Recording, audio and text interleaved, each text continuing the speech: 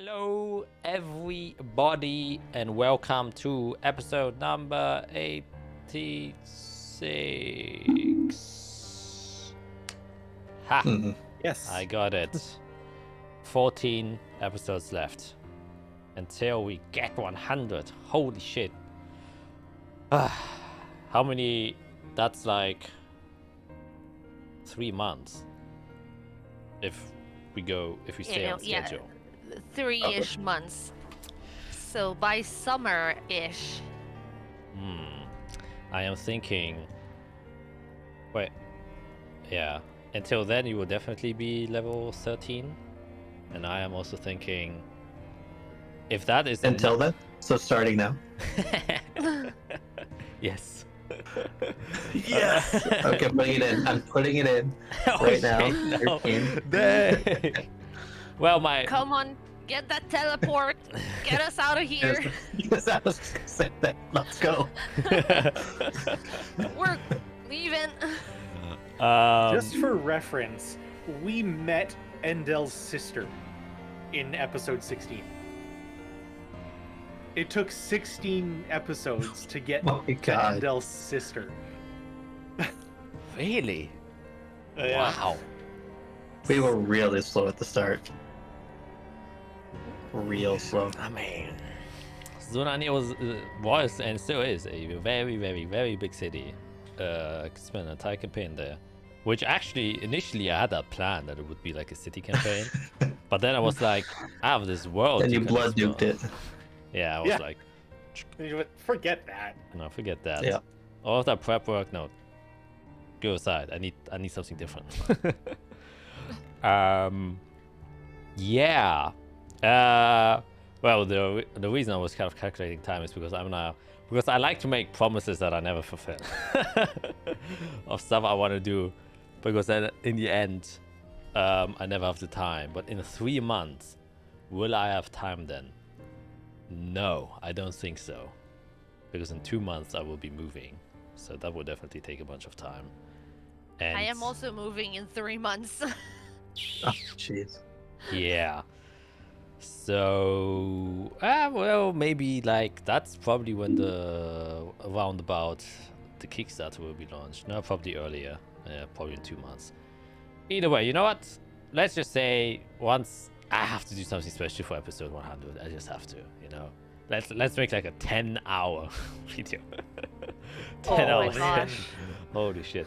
Or if for some reason I win the lottery, I will fly over to the North Americas, and then I will invite everyone to like a cabin in the woods, and we have our first real life session. If I That would be cool. if I win the lottery, I That love would be that. awesome. that'd be crazy. That would be awesome. Or who knows, if my Kickstarter blows up for some reason, I get a million $1 million, and then we can do that. Yes. Anyways, dreams and hopes aside, let's go to some different dreams and hopes, which is that these characters try to survive this dungeon. And Oh man. Working on it.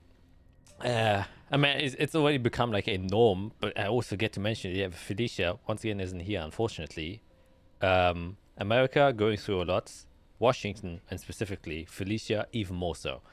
Yes. So all of those things added up, unfortunately means she can't be here, but she might in odd twist of events still be able to pop in, depending how well the, I guess, energy supply of Washington is. I don't know. Yeah. We'll see about Let's that. hope the power grid comes back at some point. It's the second time it's the power grid doing funky stuff. I just realized last time it was a thunderstorm. This time it's a blizzard. Yep. Pacific Northwest goes through it with Mhm. storms. Yeah, They're pretty bad. she gets her own high storm, just a little bit more real than one would like.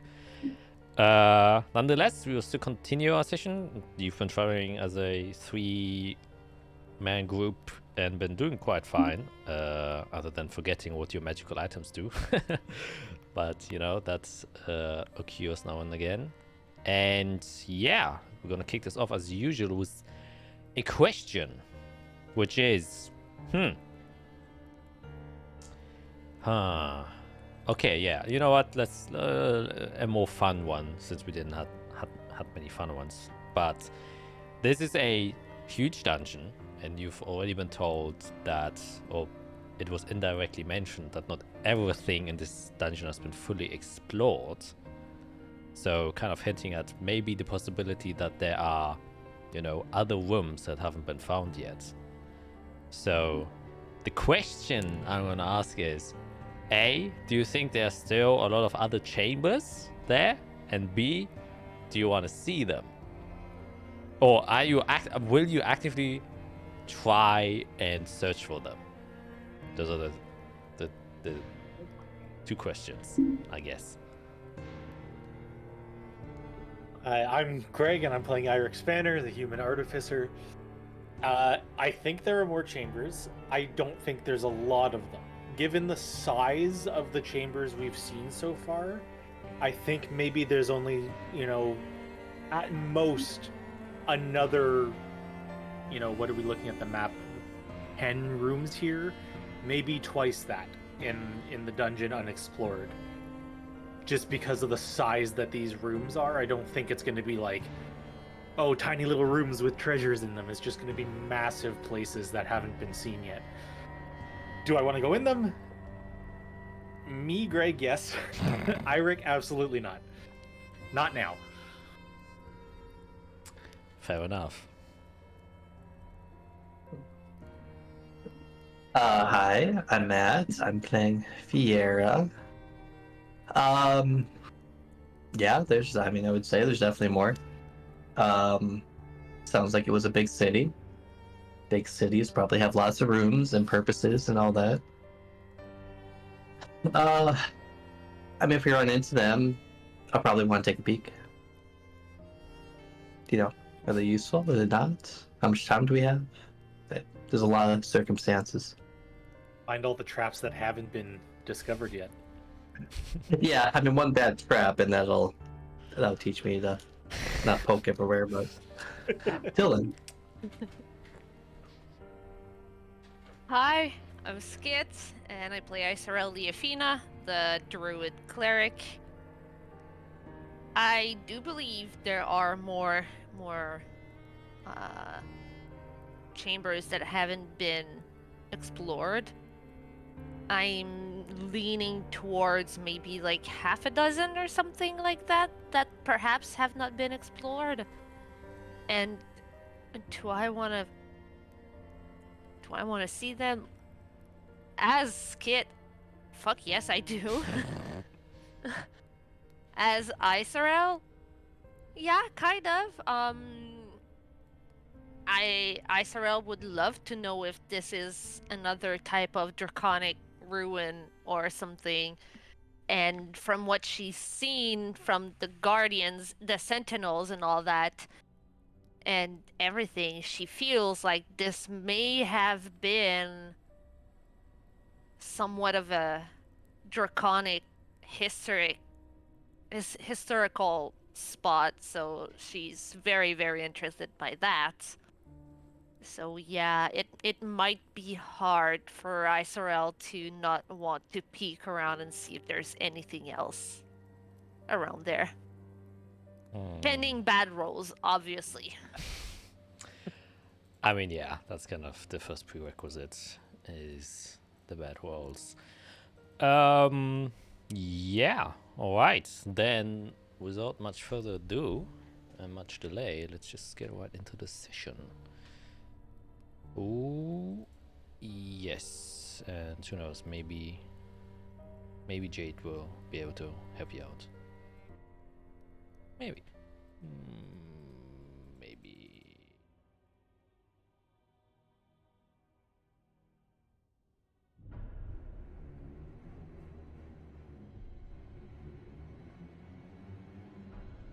He will guide us out of this endless misery, be it pain, sins, penance, or grafting.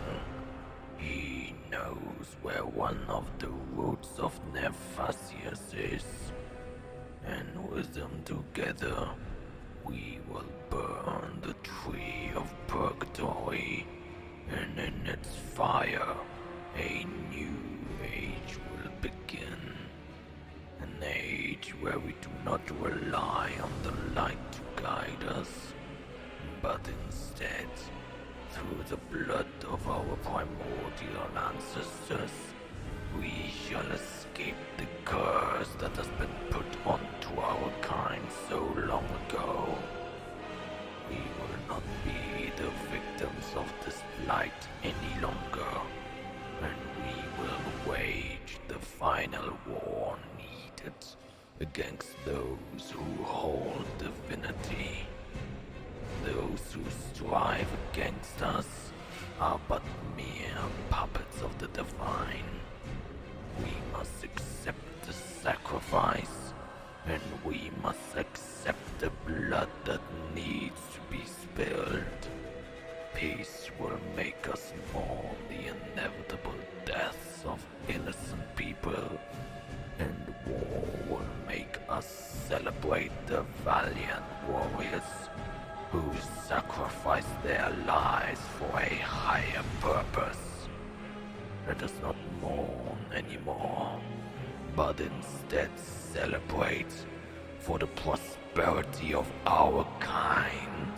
Stand by me, O so-called sinners.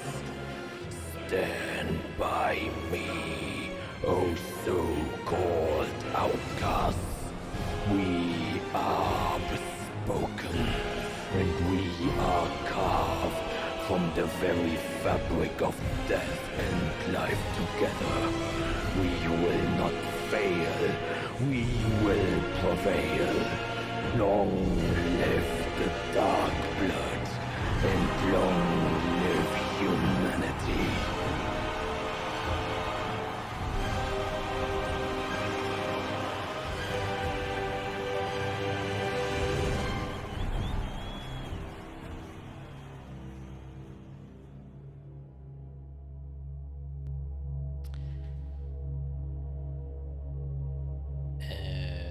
That we will come to a quick recap. You guys, after having talked with one of the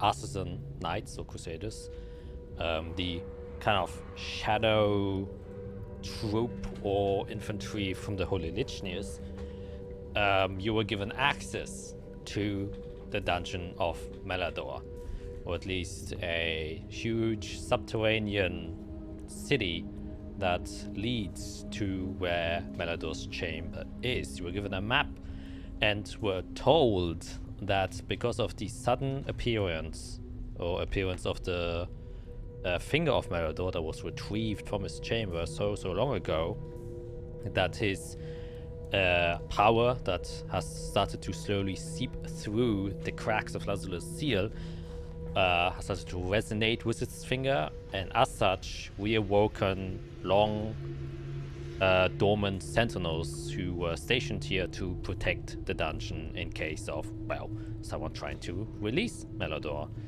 And as such, the artisan troops were kind of in a pickle, as they are expecting an assault from the Blood Legion, Dark Resistance, and other factions, and now also from the rear, from the dungeon itself, as the sentinels have started to mobilize and move, threatening, well, the interior of the dungeon, and of course the possibility that they might just come out and start attacking the barracks of the Artisan Legion.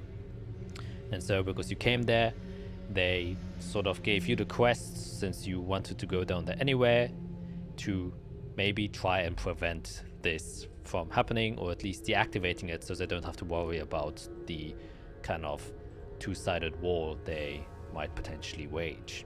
And so you agreed upon it, since it also was your own interest, and you started to dive down. As you went down the dungeon, the walls were this odd, grotesque mix of natural terrain, or as you would discover, molten lava, and the silhouettes and petrified bodies of humanoids that kind of twist and curl in and out of the vault itself. Every single way and every single hallway down this dungeon is kind of intertwined with these corpses that have turned into stone.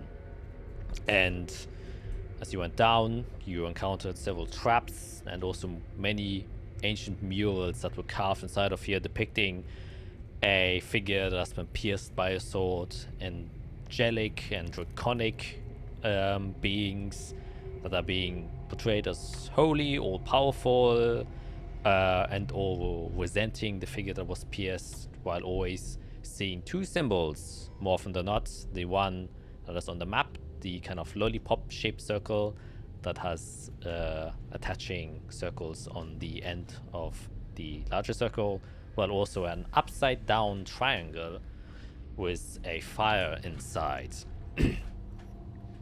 And you would stumble upon your first chambers, the Gravekeeper Sanctuary, where Iserel placed one of the branches that you retrieved from hell itself, from someone, from a tree that you talked to, who's apparently being tormented there for all of eternity. Let me see if I can remember his name. Iglava. His branch, you placed it inside of the grave to kind of see what happens, and then you saw this Reaper-like figure appear. No body inside of the cloaks and robes and tattered, draped cloths that he was wearing, holding this large, weird, I guess, kind of stake and a wooden ornament that he then used to ram into the ground, after which you could saw the branch that you placed inside of there grow up into the ceiling and then disappear up into the ceiling, and whatever happened to it.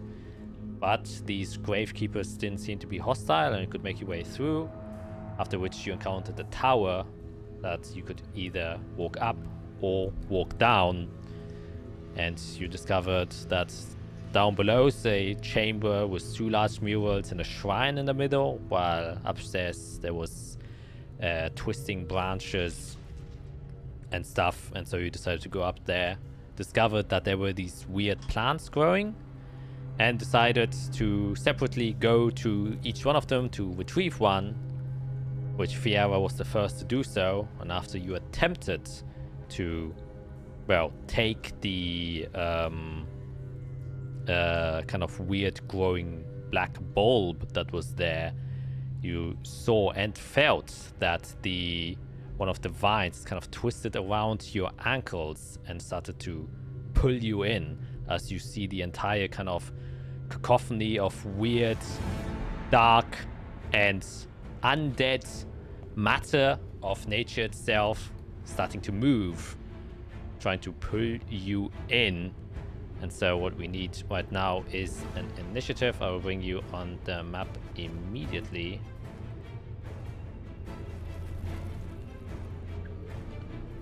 So that is where we start. I just saw that my thing crashed. My assistant Gets a little bigger than I thought it was going to be. When is it ever smaller than we think? True words. Okay, we'll move us to the battle map. There we go. Oh my god. Oh my god. You're fine. You're fine. Everything's fine. I mean, with alacrity, I'm actually still pretty fast.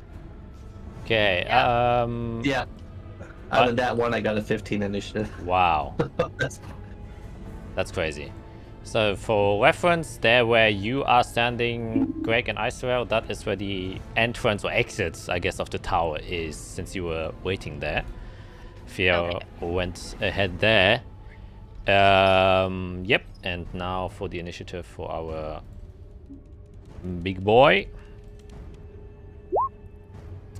Ooh. Wow, that is also a natural one. So, I guess that checks out. Good news, the battle map is small. Bad news, the freaking battle map is small. It's not that small. Yeah, I was also like, is it small? Well, you're at the exit, I guess. It's smaller than some we've had before. Oh, yeah, but okay, yeah. That's what I meant. Like, good news, it's small. Bad news, it's small. It can mean so many things. Either way. Which I don't like. It is your turn, Isoel. So what? Oh shoot, I'm the first. Wait, Yeah. what the hell? Nice. I'm never That's not your first. first. Yeah. I'm never first. I'm always like, oh, if not last, like at the bottom. Wait, what do I do?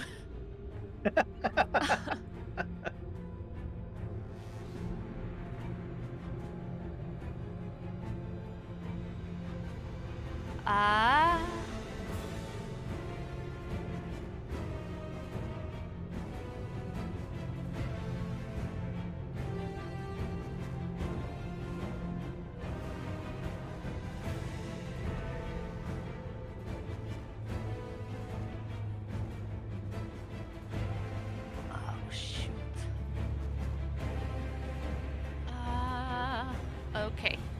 Okay, that's what I'm gonna do.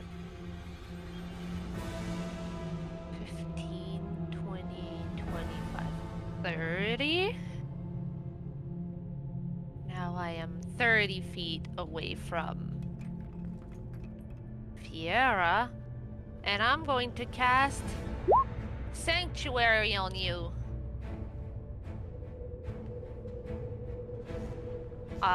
Okay, it did not do what I wanted. Okay. Is that a first? You are warded, which means until the spell ends, any creature who targets the warded creature with an attack roll or a damaging spell must succeed on a wisdom saving throw, or either choose a new target or lose the attack or spell. So it can still pull you, but it cannot attack you.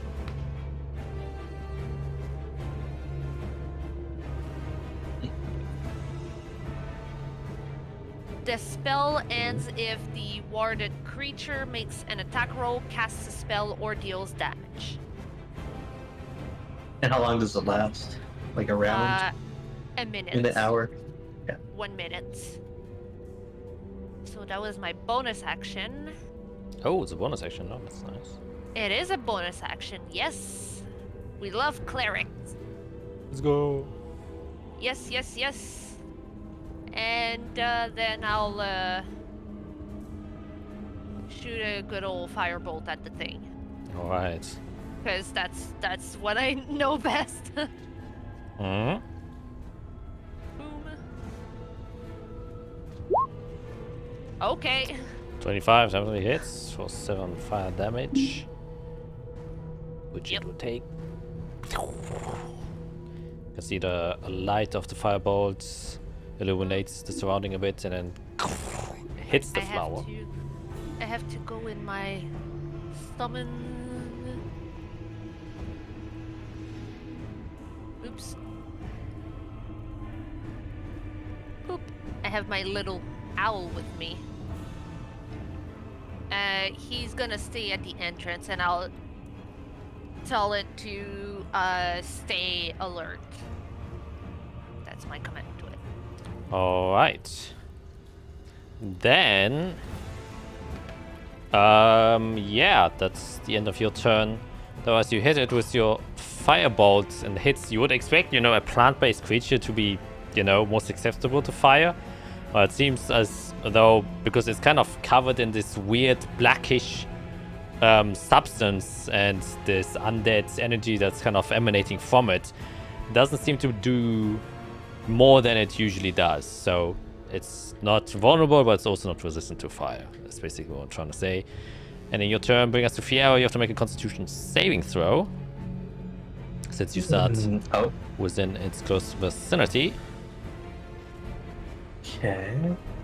Oh, what are my rolls? Okay. Oh boy, you accidentally, as it kind of twists you in, and one of the vines has grappled itself. You can see suddenly on its back these flowers kind of open up, and then these what's it called again? Pollen start to jump out, and you accidentally gasp in a big whiff of it. As you do so, you can just feel your body convulge, and you kind of vomit out, just, and you are incapacitated until the end of your turn, unless you have immunity to poison or poison damage, which, yeah, I didn't believe. Nope.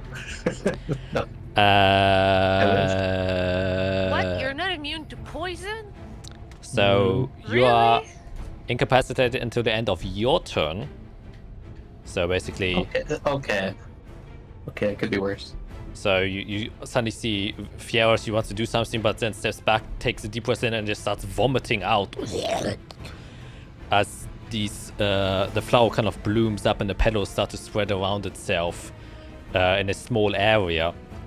And that basically ends Fieros' turn. There's not much else you can do while incapacitated. However, after that, you kind of wipe away the vomit itself, and you see the plant kind of trying to move its way towards you, bring us to Eirik. Alright, I'm gonna fly up on top of this rock. How high is this? That's around like 10 feet. Okay. So I'll use my movement to get there. And then I will cast Ray of Frost on this guy. Mm-hmm. Never mind. Wow. That's You don't. a natural one. It kind of just flickers out, and then the ice shards just kind of jump out of your fingers and dissipate. Cool. I guess that's it. That's it. That's it.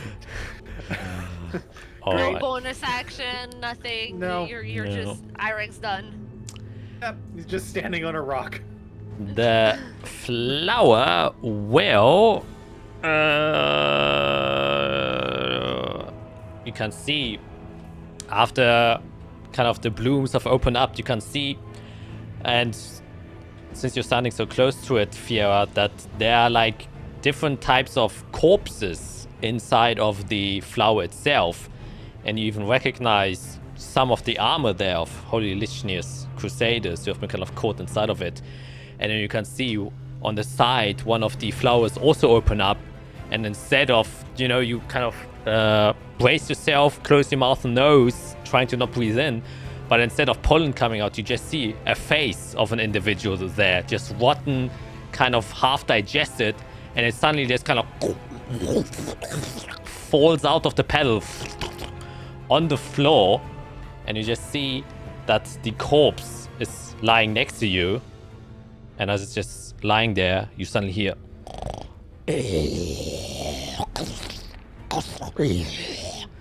It stands up as it becomes a zombino.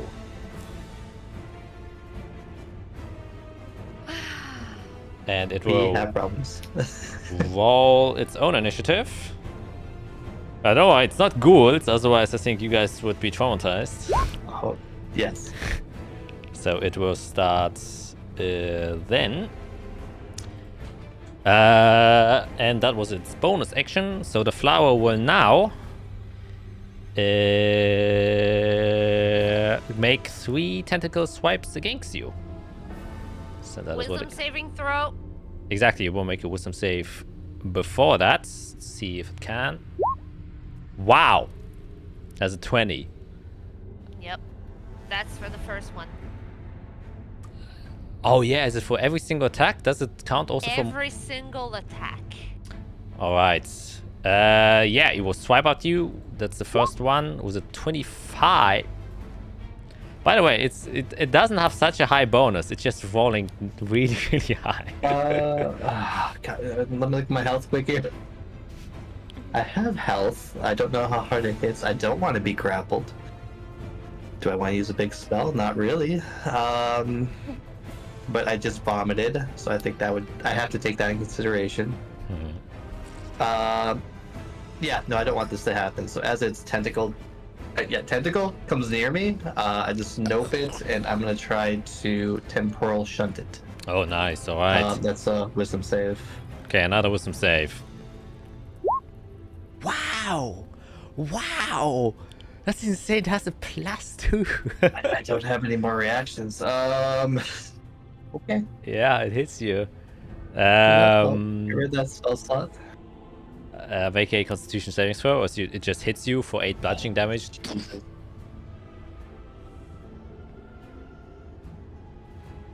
Wow.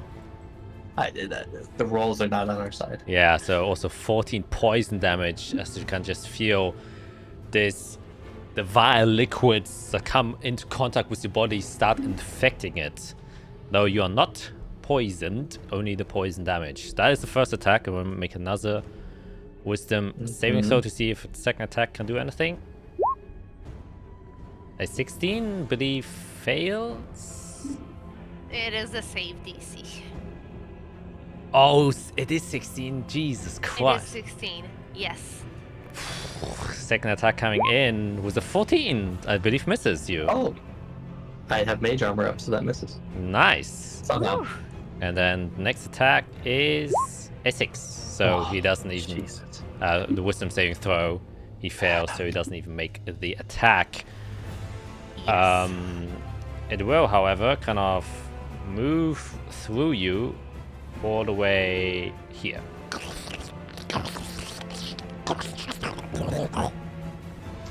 Doing that, and then you see that suddenly from above you, another one of these plants Yep. Comes I crawling. could see it with my owl. ending their turn there, taking us to Isorel, as your owl also sees a third one from below, slowly. But you notice they aren't that fast, since their roots are kind of pulling through under the ground. However, they are dashing. But they also have a bonus action, so both of them will also let a zombie plop out. So both of them will do that. Boom, boom. I'll do this. We need a plan here. A good plan. First of all, bless you, and second of all, Azrael, it's your turn. Yes. Okay. Alright.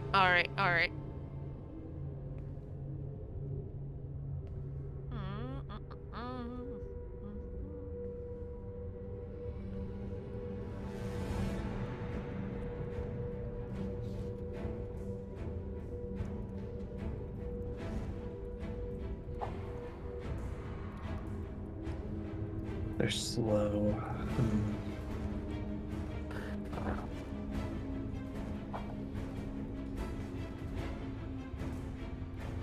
We have to kill them, right? We need the bulbs. If we want to Yeah. keep going. Yeah. We I can maybe get the will. bulbs and leave. That could potentially work. So actually, Jack, just to clarify, the bulb is on the creature we're fighting? What's your passive perception, Fiera? Me? Yeah, because you're the one closest to it. 11. Oh, yeah, you wouldn't have noticed. I am vomiting. Yeah, exactly. So you aren't quite sure. But what's your passive perception? Passive perception, Eirik? And Isorel? 17.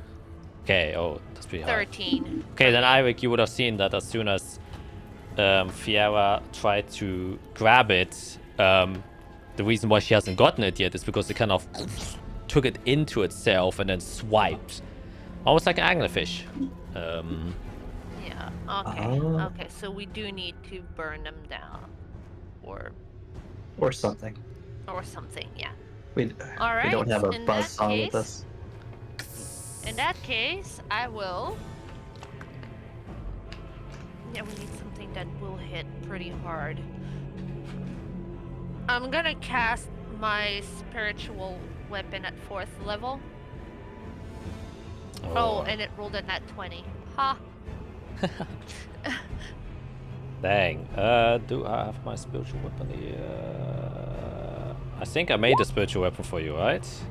Yes. Let me check if it's in my, It's not in my summons, but you had made some... Oh yes, I have to give access. Yeah. Oh my, it's, for some reason the token for it is the Draconic Sentinel. That's not right. That's the wrong one. Why is that it? Alright, I guess... Wait, I will quickly look here to see if it's still there. Yes, it is still there. Ha ha ha ha ha ha ha. Ha ha ha ha ha ha ha ha ha ha ha. I am... Okay, nice. Hold on. Now you should be able to see it. While she is distracted. You should be able to see it now in your summons. Sorry. Yeah, okay. Yep, spiritual weapon. It's right there.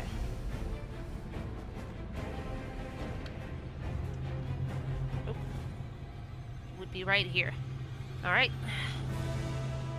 And it's gonna swipe at the one that is right at, of course, swipe right there. Because it does take its attack as soon as I cast it. Yep. Hold on. Isn't Sanctuary concentration? Sanctuary is not concentration. Oh, right, okay. It is the only cleric spell that is not concentration. Good to know. Which is why I cast that one. Because I wanted to be able to have my my freaking concentration spell ready. Okay, so yeah, so it's doing whatever damage it did here with that nat 20. Okay, which would be for new rules. How many d8s is that at level 4? Let me tell you. 3, right? 3d8? Spiritual weapon. Yeah, 3d8. Alright, so 3d8 is 24 plus the 16, so that's 40 damage. Correct? Yes, yes. Yes, so as you summon this holy weapon,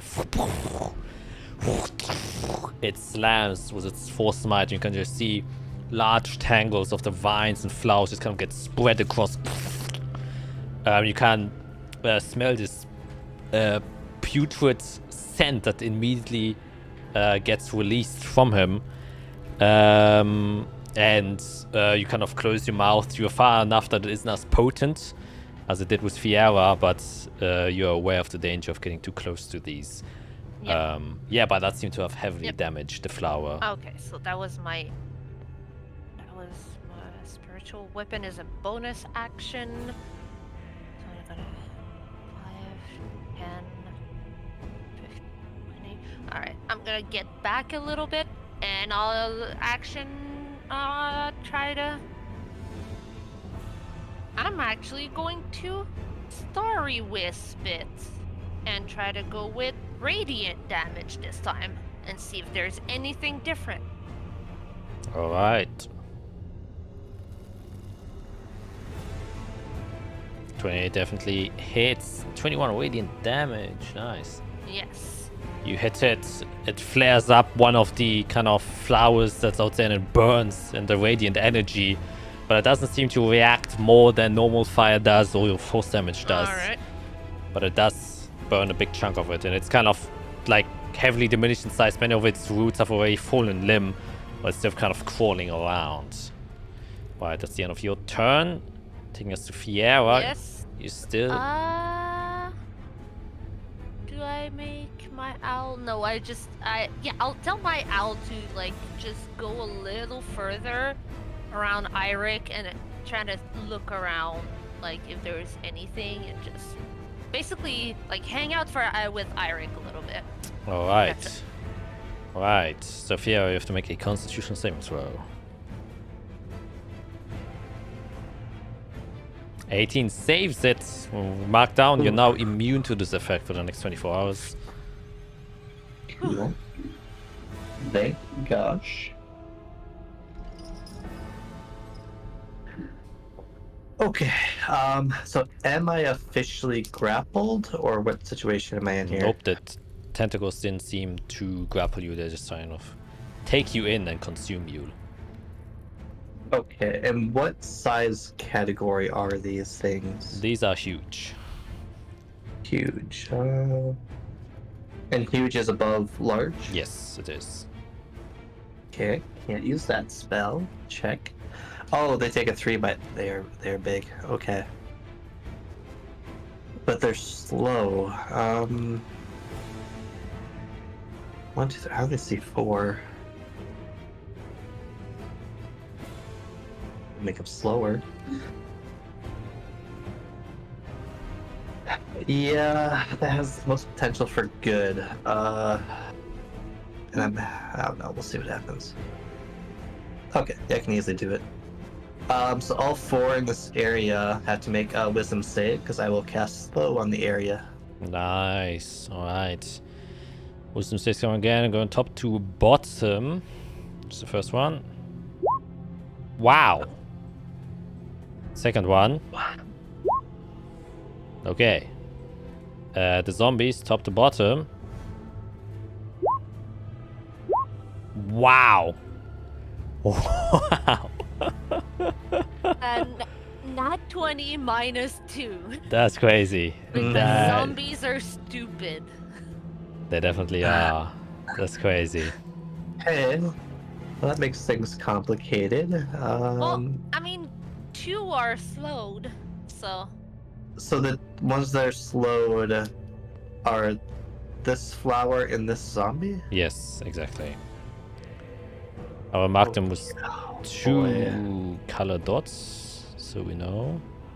I would definitely forget. Okay, So that's well, really unfortunate. How am I getting out of here? There's a tree there. I don't think I can go through a tree. There's a rock there. Okay. Step 1, we will take 5 feet down and see if the zombie hits me and everything is bad. it will hit you. Or try. Yep. Oh, Oh, I probably... And miss. I think so. Yeah, because I don't have Sanctuary anymore. yeah, because you cast. Because No, I you cast don't. the spell. Yeah, you cast Oh, the I spell. should... Well, I missed, so that's I fine. mean, Yeah. it's fine. Yeah. It did Okay. prevent one of the swings earlier. So. Yeah, you see the zombie just swings, and as it swings, mid-swing, its arm just grips off and flies. It just hits you back. You're like, oh shit. Perfect. Oh. Gross. Okay, so zombies aren't that strong. That's... Gross. Yeah. Okay, I will... Yeah, that's my action movement. What a flower. Oh no, the flower doesn't. It is slowed. Yes. It hasn't slowed, so no reaction. Yeah. Yeah, I'm just gonna look around and panic a bit because I don't know what to do. Anyone have a plan? And that'll be my turn. We Oh. just gotta go at them. Okay, then Eirik, it is your turn. Cool. I'll use my movement to move myself forward so I can see more. And then right here. No, not there. Right there, we're gonna cast a good old fireball. Heck yeah, buddies. All right. Right and true. And roll that damage, and I will.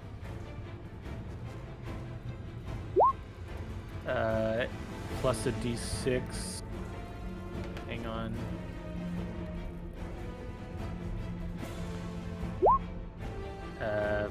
Plus a d8, or did it roll the d8? Yeah, it rolled the d8. All my damage should be at least half Yeah. damage for fire because of my tooth, so it's 27 plus 5. All right, 27 plus 5 is 32. Yes. Yeah. All right, then let's get our saving throws. We will start with the flowers, top to bottom. -2 because of slow for the... Yeah, the one. That's a fail. That's without the -2. This is one with the -2. Oh, very good at it with the -2. Because he fails because of that. And now the zombinos, who I think will definitely get caught. Yep. So all take max damage. The zombies get incinerated and die. By zombies. Didn't live for long there. Well, they never were alive to begin with. They made an appearance and just Yeah, whooshed away. went to sleep. There's gonna be more. Plenty more. Oh yeah. Don't worry. Oh yeah. Oh yeah, for sure. The explosion burns, lights up, and you can see that large portions of both flowers kind of get incinerated. However, the deep roots underground was kind of somewhat protected and still crawling around. So the one that's closest to you seems to have been taking heavy damage, and most of its top has completely disappeared through the bashing with the spiritual weapon and the attacks from Icewear, and now also with your fireball. It seems to have like heavily burned, and only the roots are kind of like still mangling around. You can just see like the tops of like skeletons that have been decomposed while it was in the flower, just kind of hanging limply on top of its roots, just kind of dangling around. And now, what about all of the just regular roots and stuff that are there on the battlefield? Like, fireball will burn and stuff. So. Oh yeah, they seem to be, most of the roots seem to be made out of a similar material as these corpse flowers, and they are like entangled with this undeathly necrotic energy. Kind of, you incinerate them, they burn, but it seems like they don't catch fire. And you remember when touching parts of them that they feel very cold to the touch for some reason. So you like incinerate like a large area, and now there's just this very burnt, very crisp, and definitely smaller sized branches, but they still entangle large bits of the area itself. Right. So it doesn't look like a fire will just spread. Burn Yeah, the entire exactly. thing. Yeah.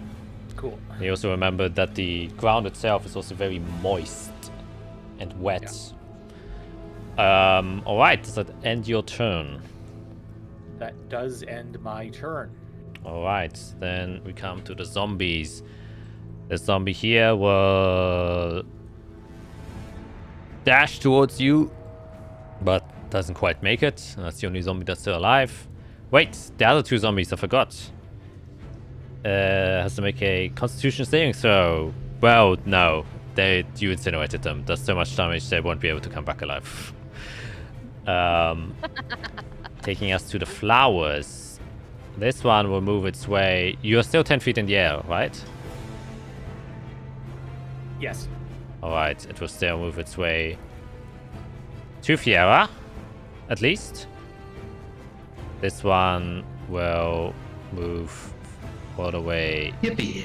here, while the other one will try and get to you, Isorel. He dashed, the other one also dashed. The one at you, Fiera, was the only one that didn't dash. So it will actually make a grapple check against you, Eirik, because he has a 10 feet reach, and plus he's 15 feet tall. So you have to make a strength or dexterity saving throw, and the DC is 15. Aha! Wow. So you see one of the roots kind of jump up, and you just dodge out of the way. Doesn't grapple you. The other two tentacles will have a whip against you. It's slowed, right? Oh yeah, It's so only his, one. yeah, so his movements should have been only halved. So he would be here. I thought that was half movement. Yeah, I forgot where he was. They're slow. They're very slow. Gotcha. So he's there, but 10-foot reach. He can still reach you with one of its tentacles. Oh wait, no. So he could only make one. So it was either no. So he already tried to grapple Eirik, so he won't do anything with you. And I don't get bonus actions, correct? Nope, one or the other. So instead, the others who are not slowed will use their bonus actions to drop a zombino. Of One course. will come in front of you. As well as one is down here. And they will plop up there. However, they're only start at the end of the turn. take us to Icewell. You have to make a Constitution saving throw, as you now also take a whiff of that putrescent scent of the pollen. This is not a concentration check. Exactly. 21. You save easily. You're nature-based. You understand it. You can see them coming, and you are also immune to this effect for the next 24 hours. So you can take your turn as normal. All right. My good old thing here to make a jig is going to attack. Quack. Bless you. Yeah. Bless you. girlfriend. Yeah. We got 2 bless yous. There it is. Oosh. Ouch. Oof. And 12 still hits. Oosh. Yeah, they're plants. They're not very. They can't really dodge much. There we go. And they're made out of soft plant That's matter. good to know. It barely hits them. So it's 20 force damage. Yes. It is still weaving with its roots throughout the ground, and it seems like more and more roots always like pop up to kind of compensate for all of the matter that has died there. But you are definitely seeing that the loose earth it has dug up is starting to diminish, and its form is like a lot weaker than it was. It is on the brink of returning itself back to the grave. All right. And then I will. Okay. What do I do? It's got a 10-foot reach, and I have a Zumbold next to me, so if I try to move, I get potentially swipe. So...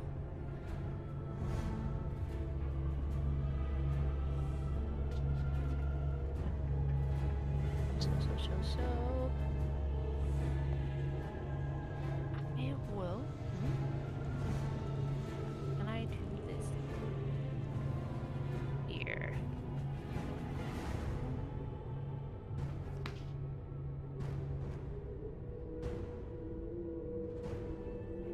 Okay, let me check.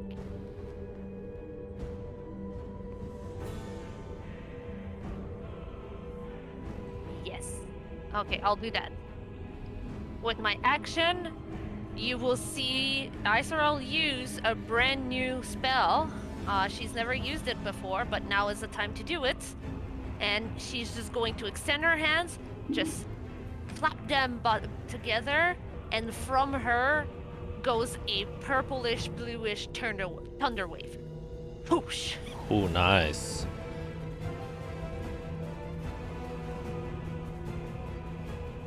It's a Constitution save coming right up. Yes. Boom. 15 is a fail. Nice. And 5 is also a fail. Yes. 13 damage taken there. And I get pushed away, Yes. correct? I believe so. They do get pushed away. Pushed away 10 feet away from you. Alright, so he gets pushed here, and the Zombino also just ragdolls back into the kind of bushes.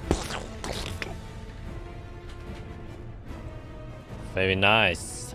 Anything else? You Alright, can so move that now. means. Yes, now oops.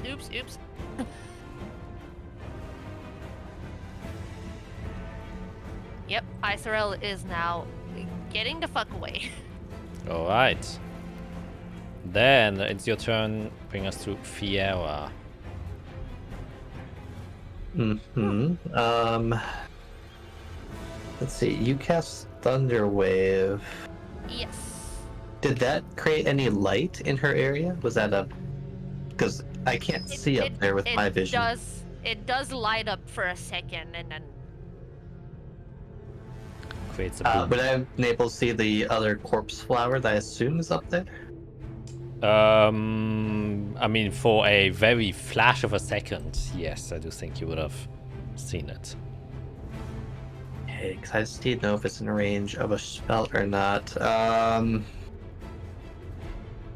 see, where was that? Like here? See, would I see if it's any in these 3 squares, or like this line of squares?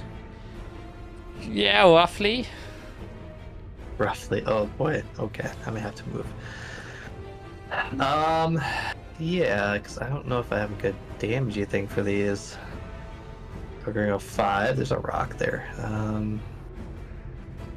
10, 15. Okay, there it is. Now we see things. Wonderful. Okay, so I can use it on that square. And it'll reach all of them. Wonderful, wonderful. Then we're gonna run away. Okay. I'm gonna cast slow in the middle of them, so it reaches all 3. It'll be 20 foot. I don't know if it reaches any zombies, but I'll do it from the square here. Oh, I can do a square thing, can I? Yeah. Make a square. There you go. Ooh. I can kind of turn it so it actually. No, they're gonna get more than that. I'll cast it there, and I can choose enemies, so Iric should be okay. All right. Thank you. Okay. And But- zombies or flowers in that square. All right. So And yep, Yeah. so it'll drop Everybody and then except recast. this one. yep, everyone except up. So going from top to bottom, left to right. With the wisdom saving throw. Here it comes. First one makes it. Second one makes it. No. What? What? That's crazy. That's crazy. That is insane. That's impressive. That- Okay. That was the To me, Worst. that's what it is. return in D&D history. Holy shit. I mean, it's a 3rd level, but you would think at least one would fail. Yeah. Well, okay. We still have 2 zombies. Still have 2 yeah. zombies. Still have 2 zombies. So okay, at least they. At least Sure, they. sure. The zombies are Sure. slow. They were already slow. They're even I slower. know, but I did that for the flowers because they have multi-attack and bonus that, but it's fine. Okay. Wow. Man, I'm still shocked. Wow. Yeah. Okay, I'll spend the rest of my turn trying to figure out if the glove is broken. All right. Because that's my movement and that's my action. So there Yeah. you go. Now take us to Iric's turn. So if I fly up higher, I'm going to be getting an attack of opportunity, right? Yep. This time, yes.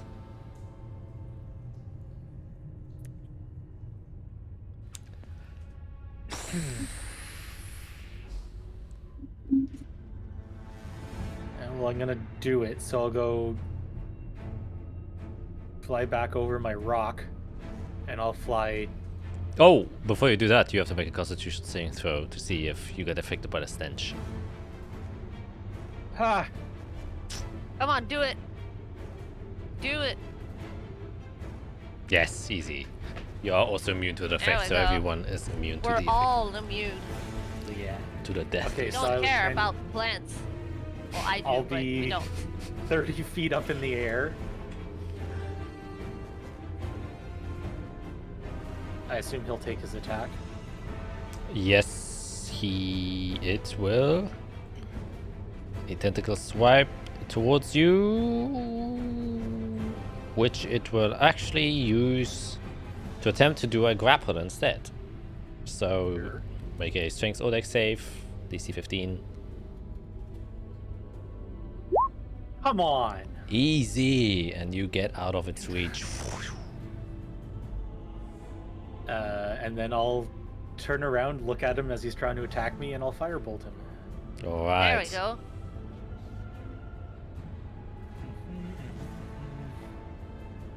Are you?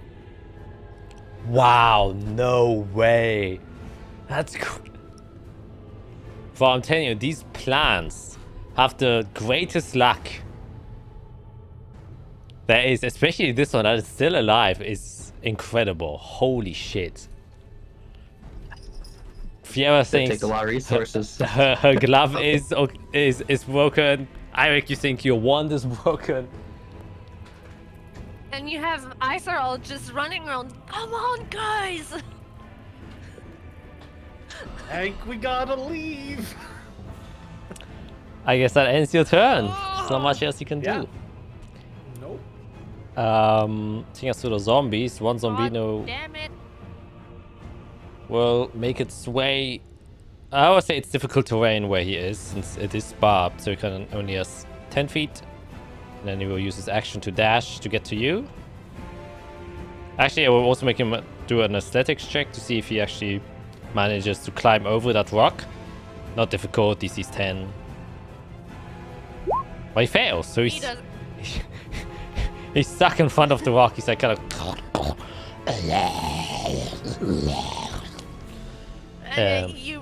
Iserl probably has a big smirk on her face looking at the freaking zombie like, whoa. for once, I'm not the stupid one. The other zombies will move 10 feet this way and then dash for 20.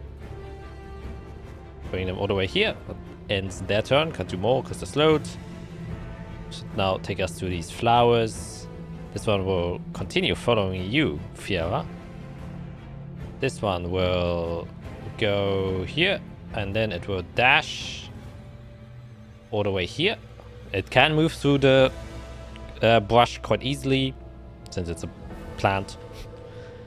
And this one will go all the way over here. Also dashing in order to get there. Every single one of them will produce a zombie once again. I'll just copy and paste these, that's much easier. One is here. One is going to be here. And the other one is going to be here. I will move they're not slowed. And you will get 3 tentacle whips. Fiera. This is the first one. 13 misses. A It's second. armed. Yep. 25. Yep. That hits. Yep. 9 bludgeoning damage. A concentration check first, and then another one for the poison. Oof, good. Barely. And then Oh, also, the poison. Okay. yep, Oh, Jesus. nice. So you Yep. take no damage So there. do I take Nope, no damage? no Okay. damage. And then the last attack, so 22 does hit you. Yeah. You take another 8 bludgeoning damage and another 2 constitution saving throws. First one again for concentration, second one for the poison. Ooh. Close gone. It was only on zombies. It's fine. Yeah, but luckily no poison damage getting added there, ending their turn, taking us now to Iserl. Alright. Do you do? The red one is the one that is barely standing, right? Yeah, no, I think the blue one actually. Yeah, it's the blue one. Is it? Yes, it's the blue one. That's Okay. the one your spiritual weapon is attacking. The frickin' thingamajig here. My friend here is going to whack it. Yeah. Whack. Where is it? Where is it? There it is. 18 definitely hits. There we go. There was 12 damage. You manage to finally put an end to it as it kind of slams down on the last pieces of vines and dead plant matter that is there to completely kill it in its state. And as you do so, you can see all of the kind of, there's like a inner core where a lot of leaves and vines and roots have kind of tied around, and as soon as you kill it, they all kind of let loose and then unravel, and all that remains in its corpse, you can see all of the dead plant matter lying around in this big mess. It almost looks like a huge compost heap, and then standing in the middle is just this stalk with the bulb still standing there.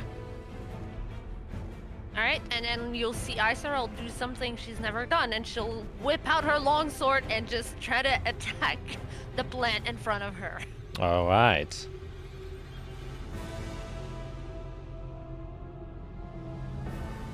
Wow.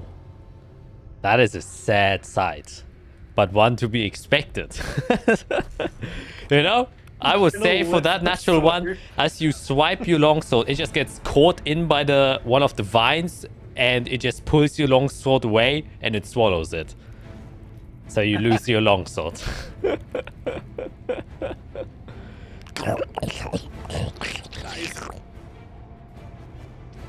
You still have movement? You know what?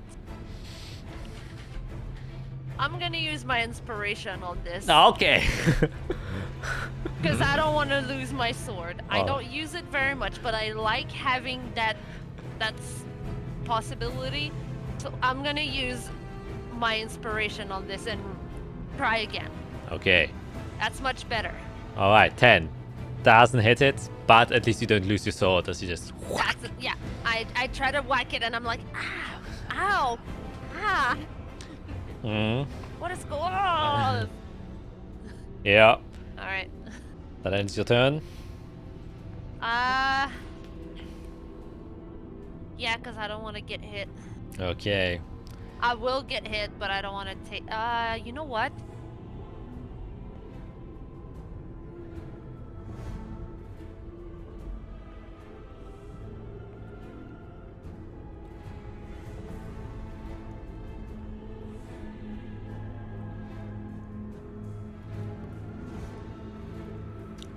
Yeah. Counting. Sorry. Okay.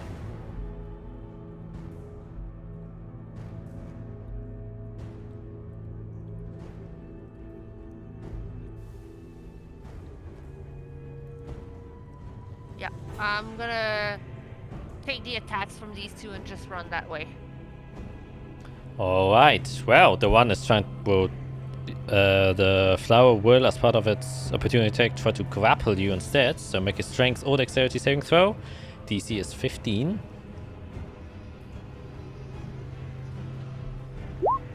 Oh, makes it, breaks it. Oh. Nice. The zombie will just slam you. It was an 8, just completely whiff, and you manage to make it out of the range. All right. Then that ends your turn. Do you want to move your owl? Let's see if they can save. Next to the corpse flower.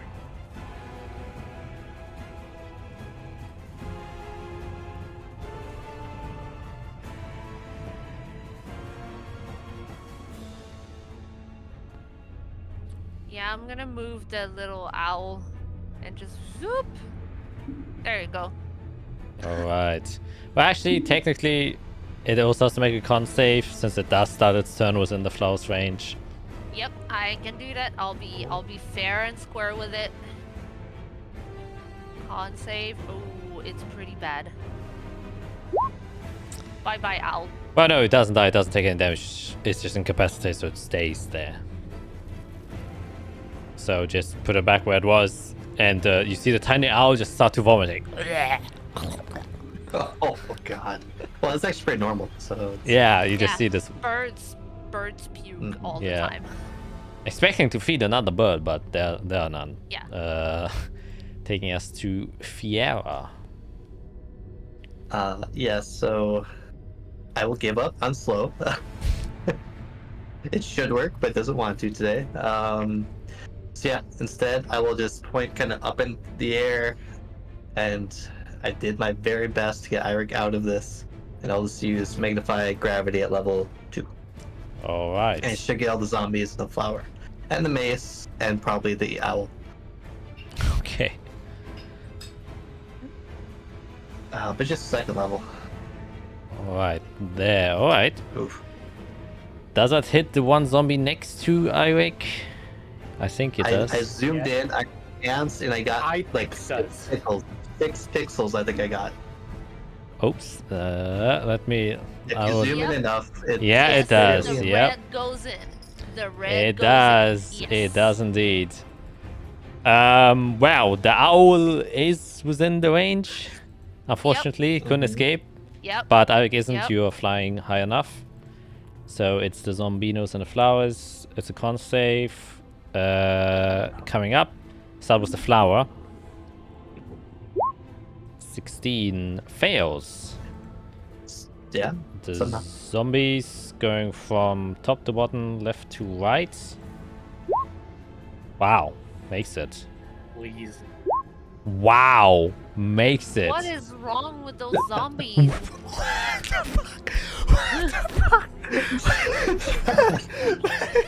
Jack, I want to cast spells. Let me cast What? spells. What are those zombies? What are they made of? Metal? God, they're like super. Oh man, I get nothing. this is crazy. But it still take half damage. At least, Sure. except the one who got the Yeah. natural 20, he takes my 0 owl damage. is gone. My owl is gone. Even if it makes it, it dies. It's got 1 HP. Yeah. Oh So man. it's just gone. If I knew they would mostly succeed, that's something else. But Hey, it's all good. so yeah, zombies. Yeah, the 2 zombies take 4 damage. The big flower takes 8, and its speed is halved. Oh my. And then I just sadly walk around this guy. Sadly walk another 5 feet.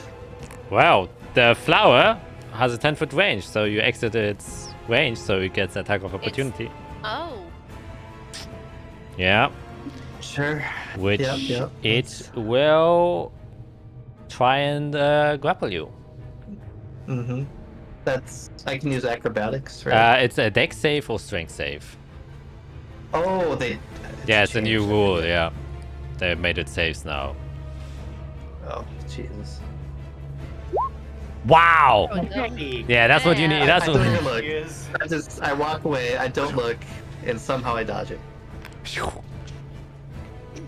And I'm The just Joker Fiera's walking away like, from you. Fiera's like, I'm done. I'm done. I'm I'm going done. home. I'm going yeah. home. Fear's done with this fight. Too many distractions. It's just no fun. Okay, yeah, that's my turn. I'll get rid of the thing, bobber. There we go. Action, movement. I don't have bonus. Actually, I will take a potion as a bonus action. I'll Alright. sadly drink it while looking off into the distance. You're like, contemplating life. What has magic become? The magic reef truly is dying. Is what you're probably thinking. Yeah. All right, Eirik, it is your turn. What do you do? Yeah, we're gonna fly over and hover over top of the door, and I'm gonna turn around and go firebolt at the big thing. All right, Hopefully, hitting this time. see if something works. That's a lot better. Yes. Finally. The funny thing is, it doesn't matter what you roll, you would always hit unless you roll a natural 1. And so it's Yeah. crazy that of all people you would have won.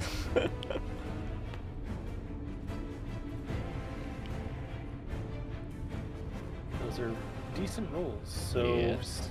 27. sure, math. Yeah. Yeah, 27 as you shoot a fiery hole inside of it, just going right through all of the flower petals and roots, burning through it, incinerating a bit of the inside. You can see a couple of the corpses that inside just fold over. However, it is still tanking through. This one hasn't taken much damage yet, so it's just kind of moving its way. That's it. All right, it's the Zombino's turn. This Zombino will walk all the way here, manage to get to you. This one will go past the rock, get here, dash all the way here. And these, he can just walk to you here. This one will kind of chook. And then dash to get to you. This one will walk all the way here, here, and then dash to get to you there. So 4 Oh my Zombinos all over Fiera. One It's attack time to bubble up. It's time to bubble up. against you, Isorel. Start with you. 11 misses. Bye bye. And then 2 attacks against you, Fiera, since the other 2 are to dash. Use action to dash. Mage armor. Let's see. 16. Do I think it's gonna hurt? I need that spell slot. I'll take it. All right. Take 4 bludgeoning damage. Oh god. Just a zombie. At 20. Just a zombie. Man, Fiera really has unluck today. There's another 6 Stop the bludgeoning fight. damage. Yeah. Taking a total of 10 damage from these zombies as they just kind of slam into Okay. you. Ending their turn, taking us now to the somewhat larger threat, the corpse flowers. So with Isorel, this one will move all the way here. This one will move all the way here. Can it go over the rock, or does it have to go around? It's a big bunch of just roots and twines, so it just kind of... And since it's a lot larger than the rock, it just kind of envelops it a bit. And you can see that it's not like one solid mass that is moving, so you can just change its it's shape. like multiple vines, multiple flowers. Exactly, that are kind of just twisting itself around. Gross. Yeah, they will, of course, use their bonus actions to summon another corpse. This one he will plop right here. This one will Jade. right here. Right now would be the time Jade comes in. 3 attacks I against think I can summon her. I gotta find that out. you, Fiera. 3. Here they come. Plus 1. 23. I'm doing math. Okay, yeah. Yep. 9 bludgeoning damage, constitution saving throw.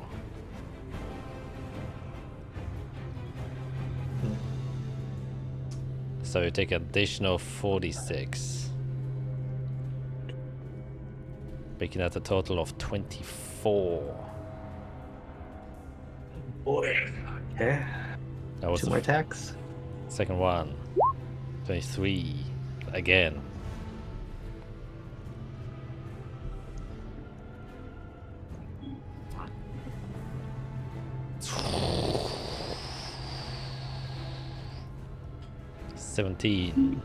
Mm-hmm. Last one. 9 misses. 3 attacks now against you, Isorel. Number 1. 14. I think misses. Meets it, beats it. Isn't your... Oh. My armor class is 14. Damn, I have your old character sheet open where you still have the wing on from the thing. So you can make a constitution saving throw there already, as you take that much damage and potentially some poison damage.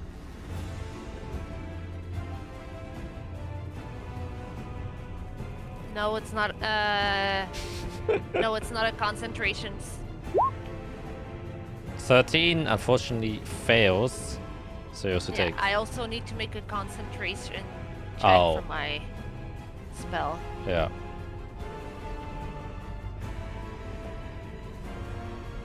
Ooh, barely makes it.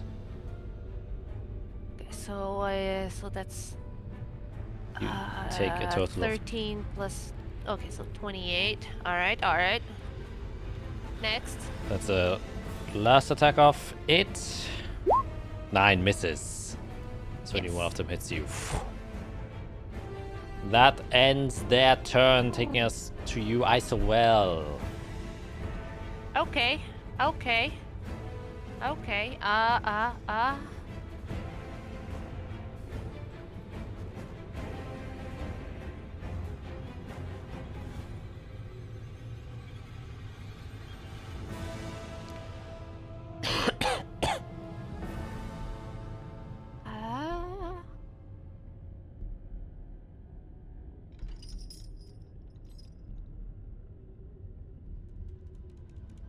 Okay, yeah, that's what I'm gonna do. Israel's gonna drop the frickin' spiritual weapon. I'm gonna drop concentration on that, and I'm just gonna call lightning. All right. I'll just put my hands up, just start swishing around, and just start calling in some lightning. Alrighty. As the lightning comes in. Alright. Oh, hi, kitty.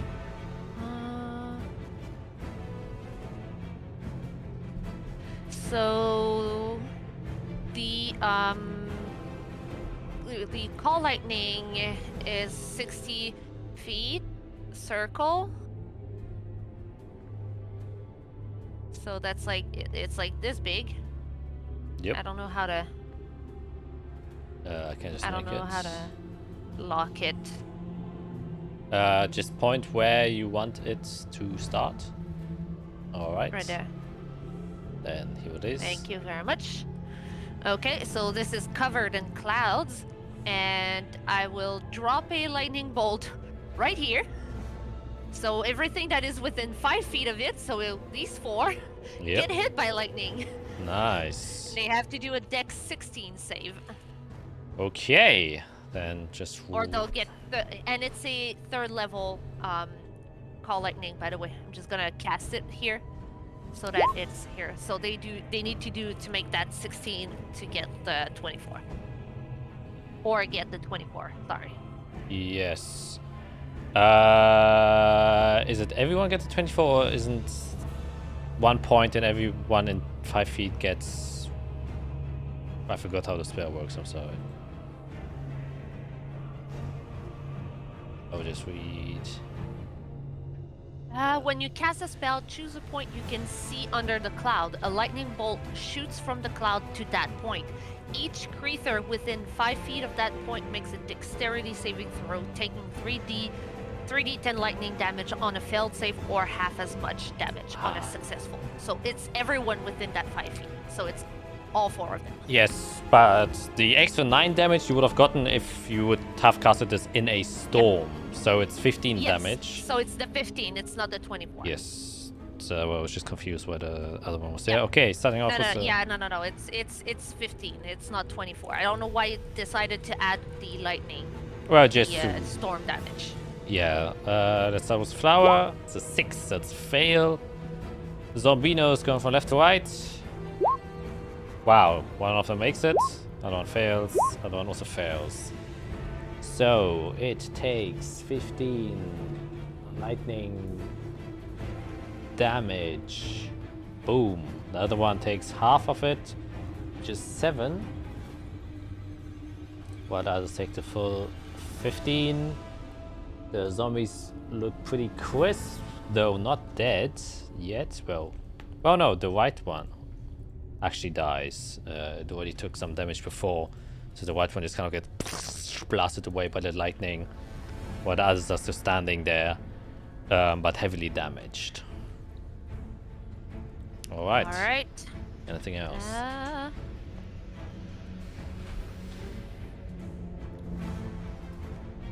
As the bonus action, I will produce flame and just keep it in my hand and get ready to curl it. Okay. Yeah.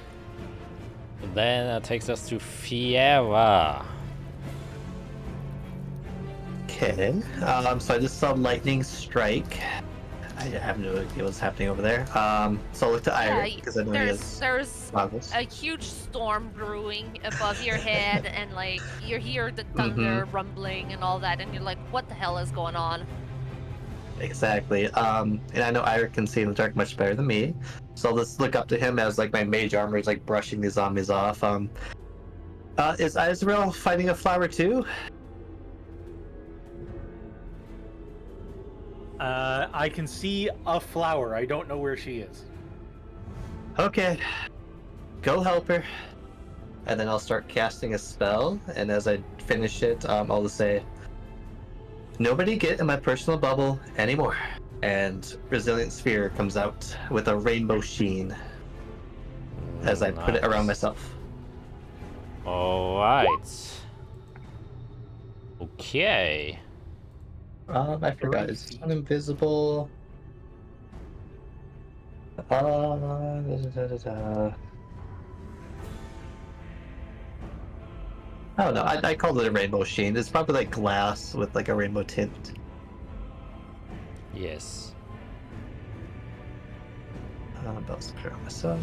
Oops. If I can aim.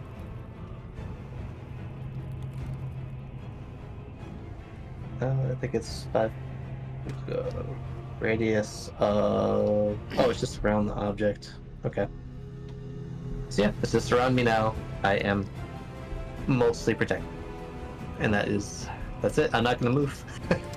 Alright, fair I'll just enough. stay here and pray. Okay. That will take us to Eirik. She told me to go, so I will fly in the direction of. Holy shit! There's okay. Firebolt at the thing attacking Isorel. Well, there are 3 things attacking ISOL. Well, the big one. plant. Okay, the big one. Yeah. Sorry. Yeah, I have friends. Hi. 15 hits. Oh my god. Okay.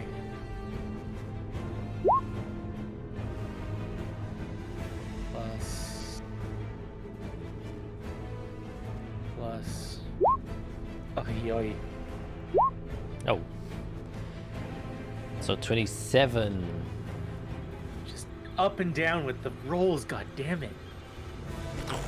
Shoots. Blasts in flames. And you can see you are now dwindling this one down too. It also has already kind of uprooted most of its buried roots, kind of refortify itself. However, it is losing a lot of its mass.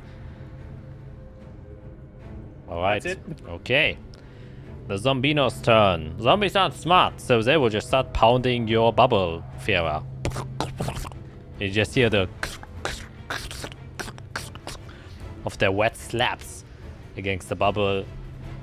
However, 2 Zombinos. That's the grossest thing. No, that Fear's gonna be a terrible time. Yeah, I can imagine. 2 slams against you, Isorel. 15 hits. Oh my gosh. I'll just do the second Please. one. 7 misses. But only. Oh wow, 6 splashing damage, max damage for these zombies. But ends their turn there. I won't do anything else. The flowers.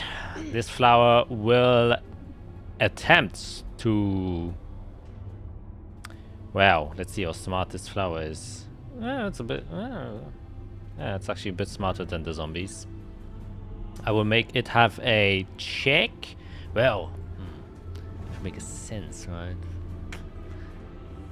You know what? It will first attempt to kind of like, it will also just slap you, put its things around, and even attempt to encase you, but as it notices it can't do that anymore, it kind of curls its roots back and starts trying to envelop You you. could try to move me, because that ball is Yeah, I know. roly-poly. Yeah, that's what we'll try to do to kind of push you back in. In fact, what you will see is it will use its bonus action to consume one of its zombies that it has inside of its bodies. You can see that one of the corpses is just lying out limb. He just kind of sucks in.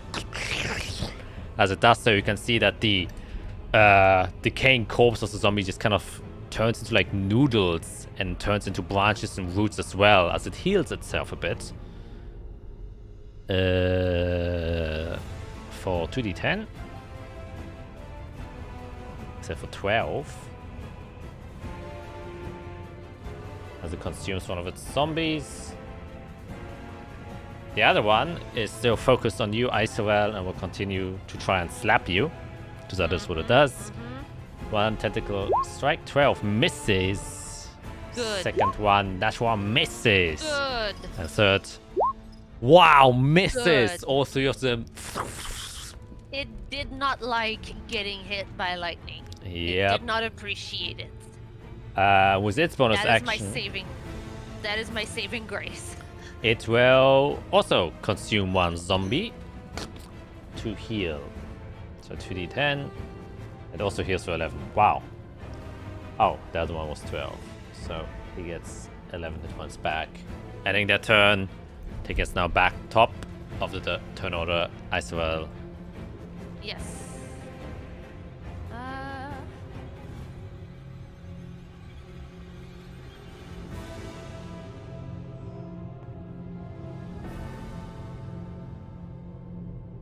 All right. I will use my action to call another lightning down. Boom. Yep. This time I'm going to call it right here. Oh, okay. Towards Yep. Fiora. Alright. Yeah, towards Fiora. So these two zombies, Fiora that is in her bubble, and the plant need to do the saving throw. So it's DC 16. Alright. So it's actually 3 zombies, right? Look at it. Yes, sorry, 3 zombies. There's one that's getting directly hit by the like Yeah. actively. Yes. Actually, I would point out you could also get 4 if you pointed at this zombie, and then you would also still get the flower. I would. That is what I will do. Yep. Just calling that out. Because I forgot I don't hit Fiora. Yes. So I can Good guy, DM. I could technically do this and hit all of the zombies around Fiora. I But- think that's what I'm gonna do. I'm gonna hit the bubble and I'm gonna hit all of the zombies. Use Okay. the bubble to spread the lightning. Yeah. Yes, that's basically what I'm doing. Alright.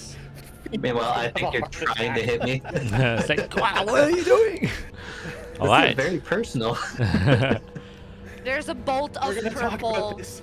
lightning that just comes down straight onto the bubble and just shatters towards Yep. the zombies. Okay, then roll Try to that hit all 5 zombies. damage. We go top to bottom. Yes. We just follow the L shape. That's a deck save. 14 Not bad. damage. Alright, 12 damage. 12 damage. 12 damage. Fail, fail, fail. Wow, save. That's a progression. Fail. 1, 2, 3, 4, 5. It is 5. Yeah, so dotted orange made it. All 4 others got hit. So that's 12. I mean, he still gets half damage. Well, got a natural 20, so he actually takes 0 damage. Because Oh, of right, natural 20. Right, I forgot 18 is actually the natural 20 because they got a -2. that. Yeah. Still I forgot that. good amount of damage. They get heavily Yes. damaged by the lightning. You can see parts of the bodies just fly away, parts of the arms, legs, even half of the skull and or head just rips apart. One of the heads from one of the zombies even disappears, but they're still kind of standing just slamming against the sphere of Alright. Fiora. And then...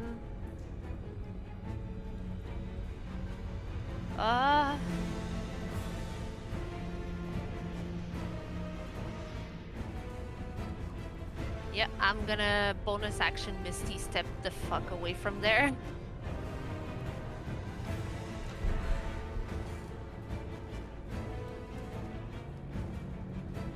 Yeah, I'm gonna Misty Step right here, Alright.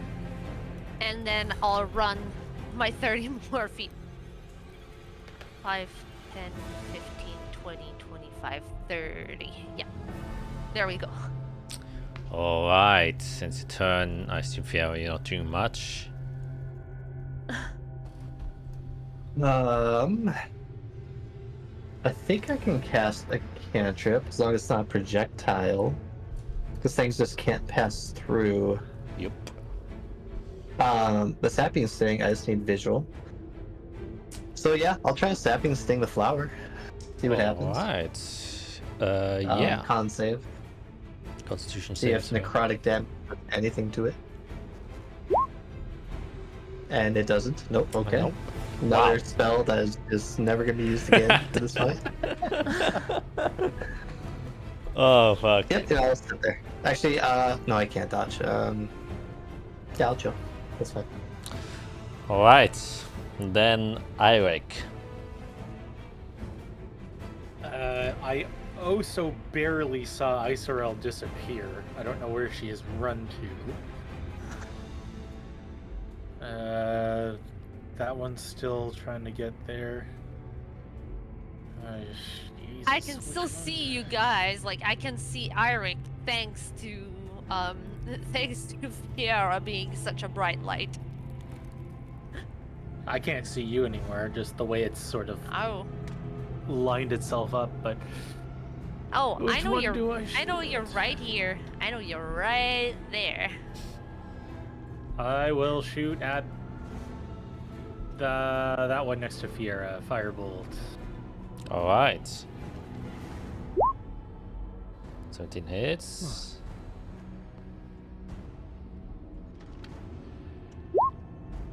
That's good. 19, nice. Plus, that's not good.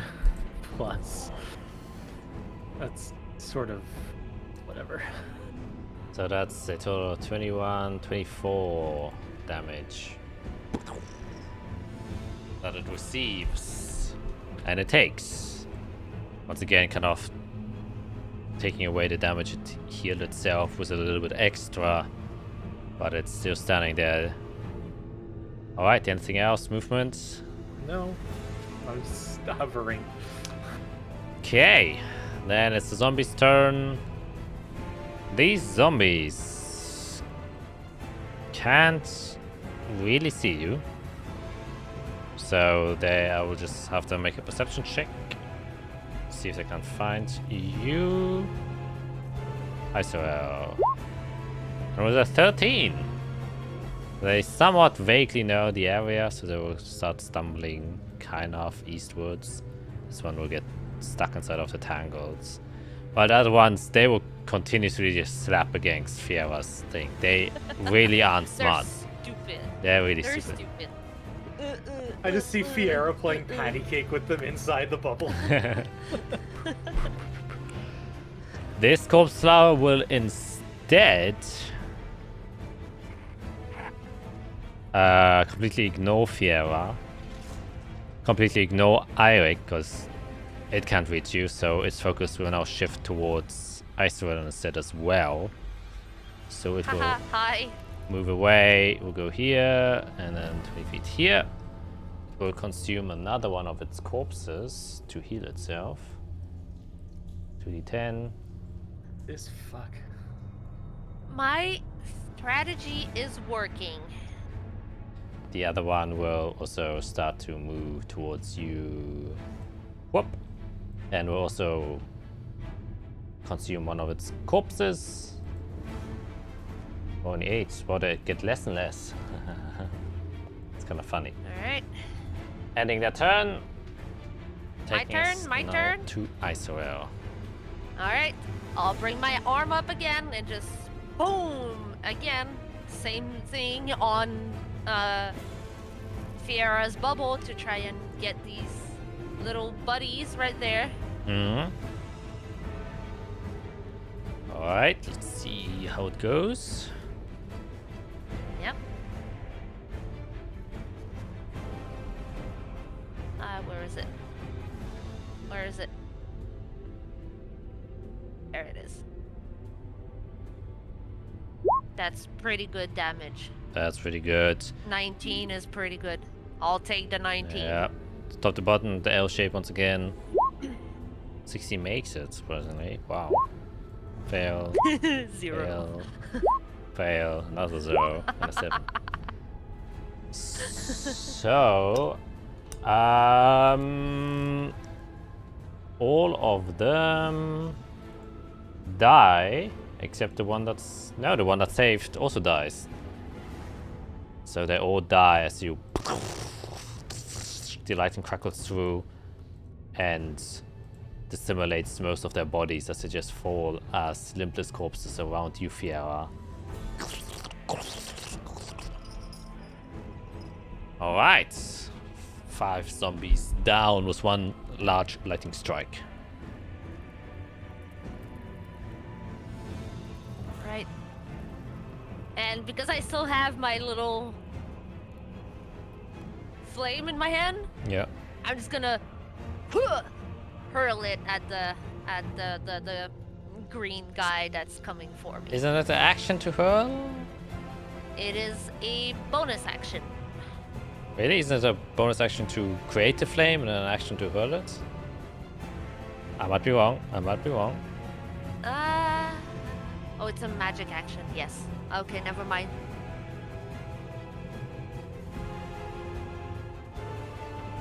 It is. Yeah, it's action. It is an action. Okay. Oops. In that case, Just of this fire that you're holding. yeah, I have this fire in my hand. I'm gonna create a second one. So I have 2 now. I guess you got 2 flames Yep. on you. All right. And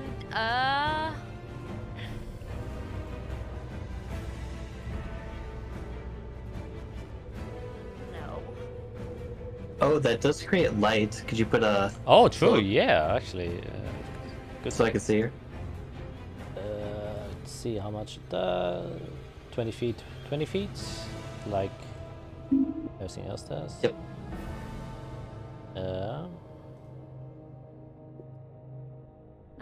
Yes. 20 feet, 20 feet. What would you kill that? No, that one's been dead. Never mind. Cool. Still 2 to go. Okay. Great.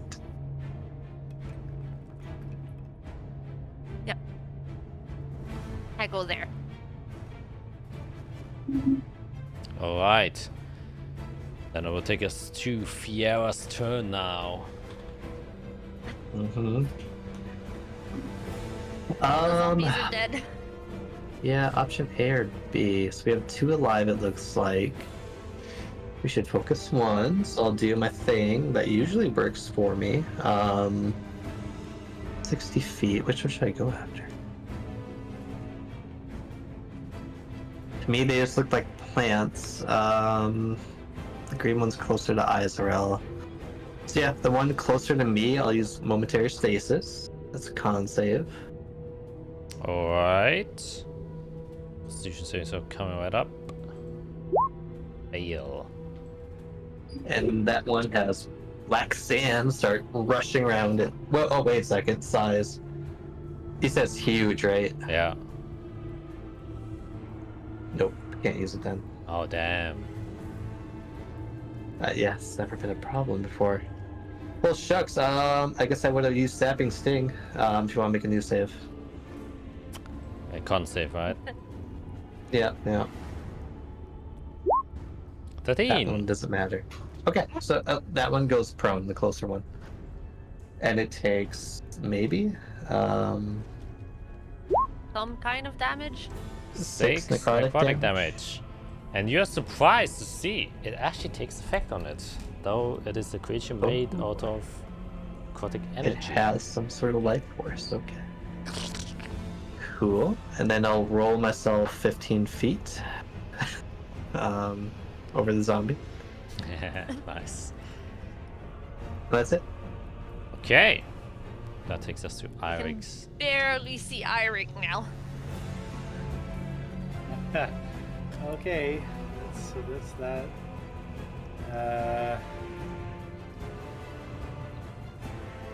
Hang on, let me read this one more time.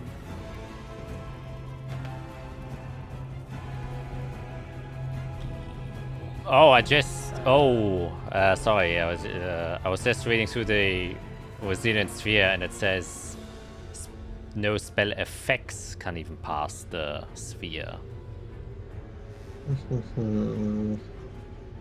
Is that the old one or the new one? I don't know, whichever one you have inside of your character sheet.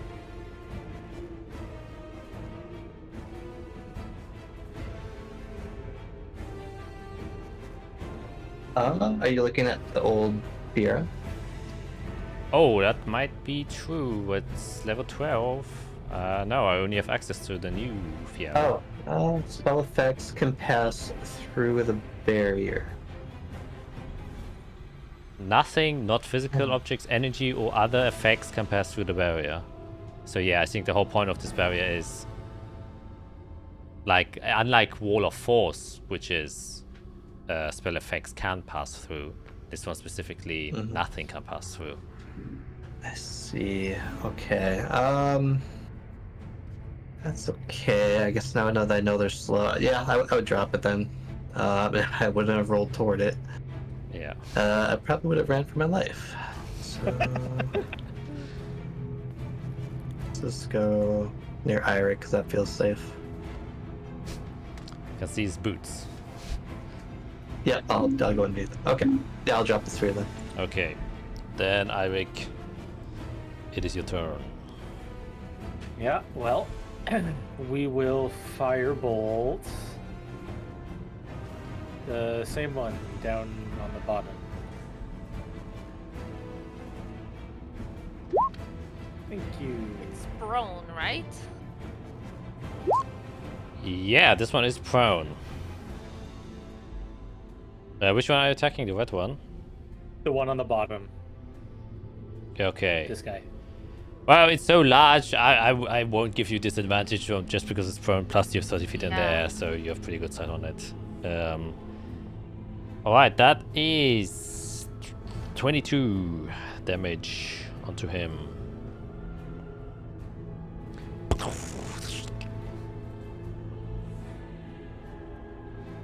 Alright. That's it. Okay. It's just chilling, you are the turret. You have become the turret. Oh, the tables have turned. Oh, is my internet kinda staggering here? I will wait a quick second. Let me double check. Hello. Hello, hello, hello. Uh-oh. Oh boy. It is my internet. Everybody roll, but Or it might be Discord. I think it might be Discord pooping spence. Okay, we'll pause recording. And we're back. We didn't say we went to a break, but Discord was doing some weird problems. And so we just took our break then. But jumping right into it, Eirik. I can already guess what you're gonna do. Oh no, you already did your turn, right? I already did. Yeah. Yeah. Then yeah. Yeah.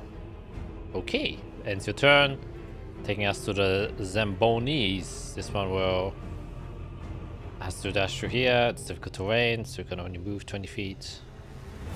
Same with him. Ending their turn, taking us to the flowers again. Move 20 feet.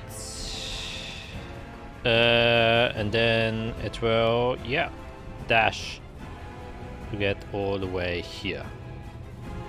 The other one, seeing who's further away, you are 45, you are 40.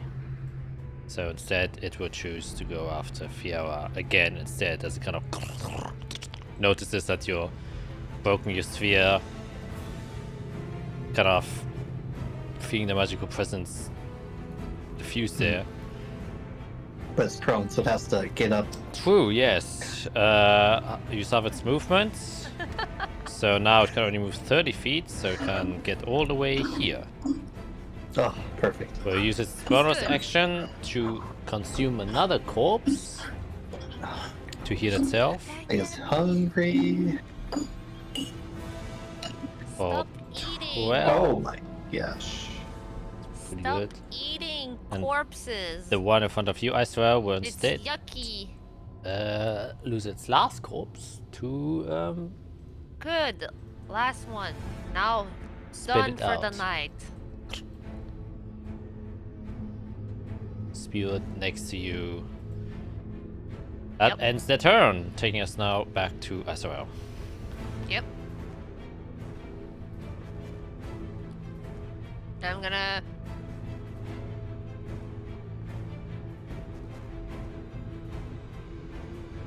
I'm gonna.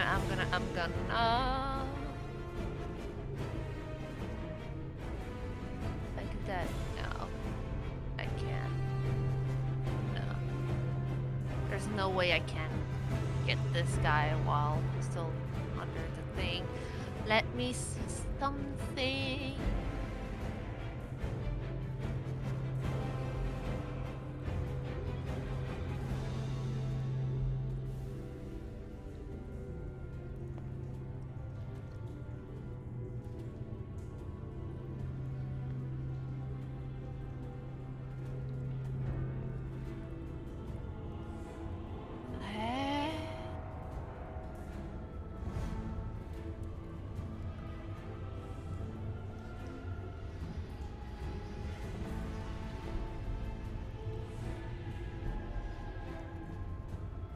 Alright, I'm gonna cast my... I'm gonna, again, bring my hand up and boom! Like, on these two right here. Mm-hmm.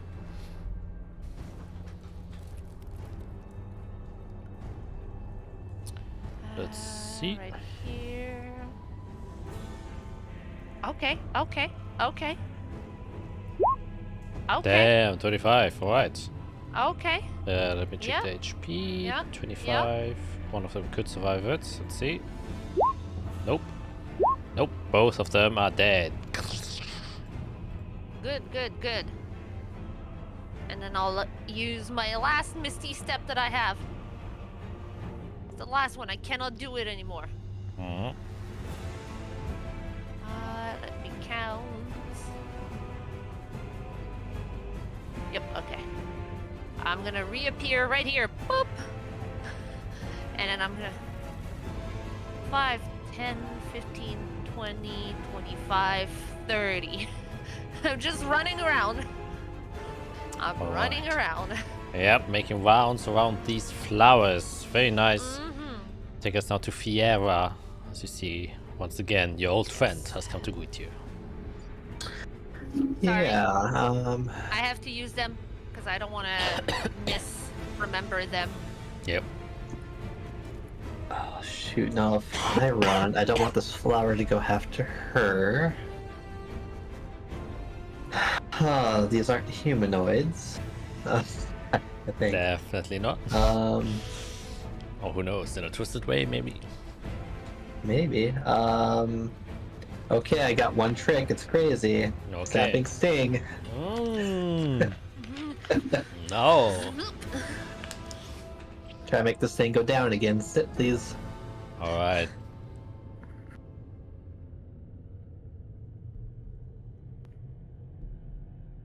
I'm waiting for you all.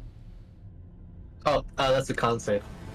Yes, but just so I can always see the damage and stuff first. Very nice. Here it comes. 10. Fails. Hey. Takes 8. According damage. Wonderful, wonderful. It goes prone again. Mm-hmm. And, yep. Time to ring around the rosy. I'll go this way.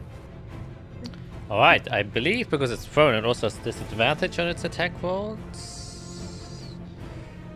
I Oh, think- prone. Let me No. see. I will look real fast. Options to call this. The creature has disadvantage on attack rolls. Yep, it has. So it will. Oh, Well. that's reach. God dang it. Yes, That's right. take of opportunity. But it will once again try to grapple you instead. And since it's a dex save, no disadvantage there. Let's go. Goes there. Yep. Was that here or was that here? I don't remember. There. Yep. Okay. So dex okay, or strength save, DC 15. Oh, nice. Good, good, Managed good. to get out once and again. yeah, being reminded that I can do that, I'll go one square over. Okay. Taking us now That's to it. Iric. Okay. Oh, I don't Firebolt, see you. Uh-oh. You will in a second when I cast Firebolt at the one in front of me.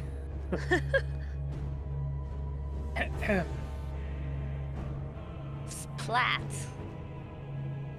27 will definitely hit. Alright. Alright.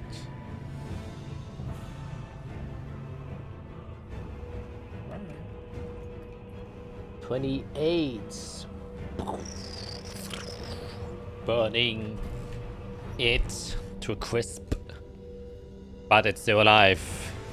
As more roots come back out of the ground.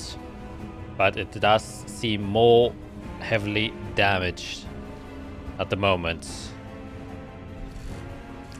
Let's stay there. Alright. The zombie's turn. Not much you can do really. It will go here. And it will dash all the way over here. Ending its turn. Hello. Bring us now to this flower. This one will first stand up, have its movement, and then start crawling its way, try to fight its arch nemesis Fiera. Half movement is 10, and it will dash to get all the way to you. And then it will not use its corpses anymore because he has used up all of its corpses. This one More corpses. Good. will dash all the way to you, Isorel. Okay. Ending the turn. Bringing us down to you, Isorel. Oh, you little bitch. Okay.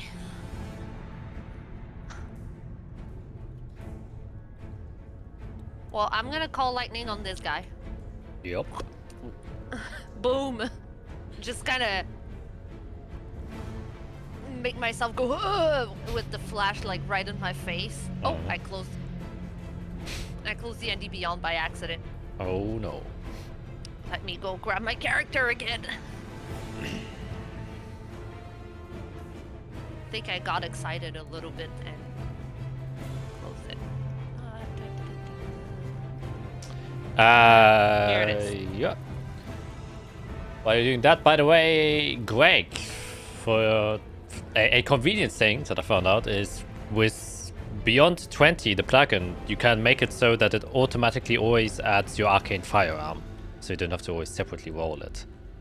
So it used to.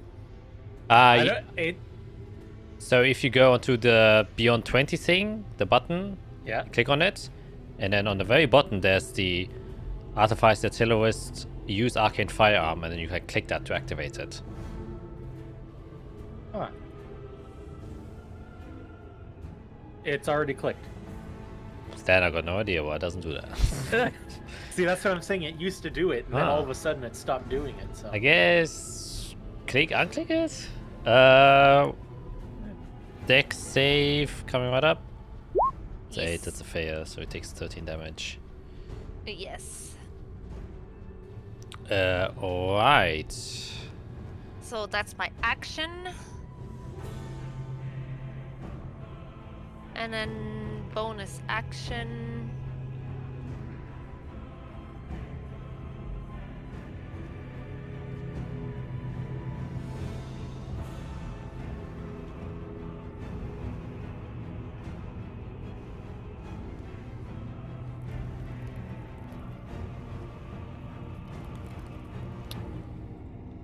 Okay. Let me check something real quick for my bonus action.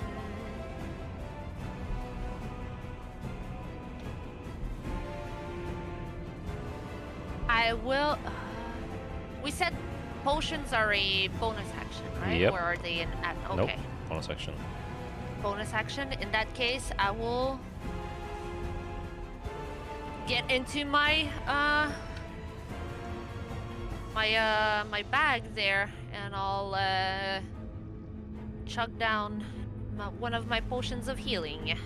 Okay.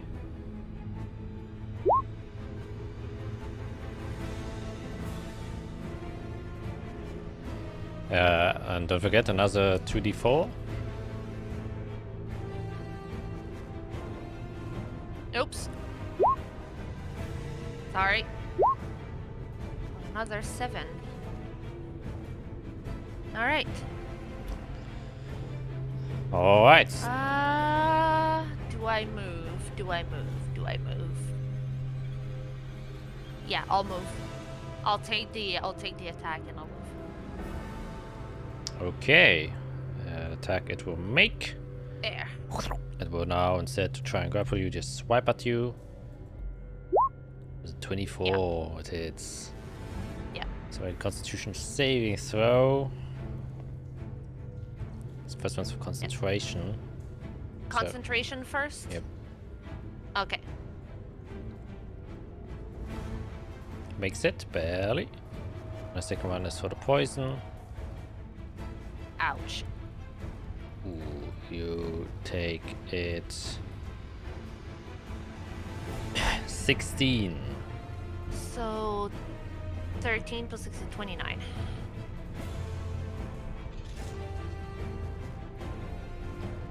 Okay. That hurts. Okay, that's the end of your turn. That is the end of my turn. Taking us to Fiera. You'll just hear owie, owie, owie coming from me. I feel you. Putting this thing prone isn't enough, unfortunately. Because that reach mostly. Ah, boy, what a weird fight this has turned into. It really is. Okay. I'm gonna try to plan. I think we're gonna plan like D now, or maybe E. I'll if I how does dodging work? Does that help with dex saves? Dodge. I don't know where dodge is. Ooh, that's a good What question. does dodge all do? If you take Combat, dodge dodge action, you action. gain the following benefits. Until the start of the next turn, any attack roll made against you disadvantage. If you can see the attacker, you make dexterity saving throws with advantage. Dexterity saving throw with advantage, which would help against that grapple. And help against attacks. That might be better than disengaging. But disengage, I don't have to make a check. That's a big one. What do you do? So hard. I will disengage and Alright. start running. 10, 15, 20, 25. It's a tree. I don't know if I can... Can I go in this square? Yes, you can. Okay. I will go there and try to hide behind the tree, as I have no training to be quiet. So that's my action to disengage, my movement, no bonus action. See what happens. Okay. Rick. I heard Isorel say ow, ow, ow, ow, ow, so I'm going to fly over towards her. Just hover over the mass of zombies. But I'm still going to firebolt the plant thing up above me, because I know Fiera's up there. Yes. Okay. Hmm. 28.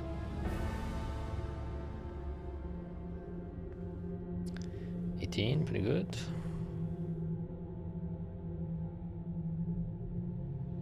Ooh, 5, oh, nice. 32? Yes, 32. Yeah. So as you fly over to Israel, you just charge your wand again.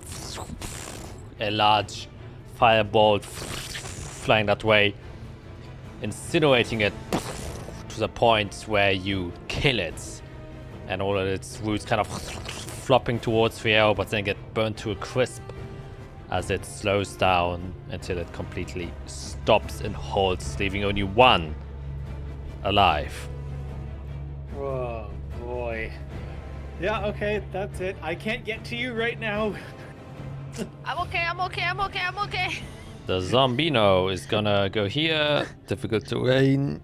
5 more. Owie. Just going I'm there. okay. Owie. I'm okay. And now the corpse. Flowers turned. Last one alive will crawl its way over here. Bringing you within its reach. And so it will start to slam. First one coming up. 11 misses. Second one coming up. 21 Hit. hits. Okay, concentration check. Yeah. I will use my new tactic I found to refocus my camera. Oh, it almost worked. Makes it. And another concentration check. Wow, it works. It's crazy. Okay, so that was concentration, and then I need to do constitution regular. Yep. Okay, good. Nice. So it takes 0 damage there. Well, I still take the 7. Yeah, from the poison I meant. Then the last one. The 9 also misses. Keeping you alive there. Taking us also to your turn now. Alright. I will.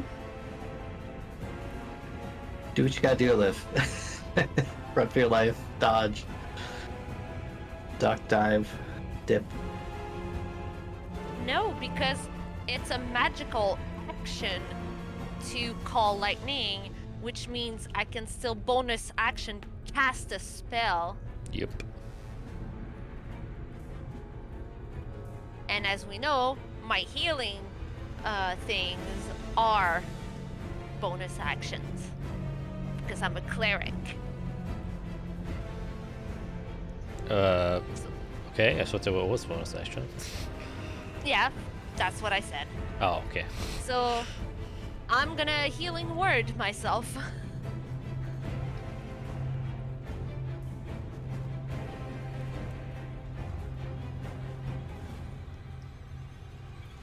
There we go. All right. And then I'm gonna, with both of my hands that have fire in it, I'm just gonna go boom, call lightning Yes. on big buddy again. Yep. All the damage. Yes. Call lightning. All right, I'll take it. I'll take it. It's not much, but it's Yeah, better than nothing. That Yeah. was 11. He does take the 8 damage there. yeah. Can move, or do you end your turn there? I'm gonna end my turn there because I'm way too scared to get hit again if I move. All right, then. I'll just brace for him back with my fire in my hand. Yeah. Fiera. Uh-huh. Don't have anything that far. Let's start running.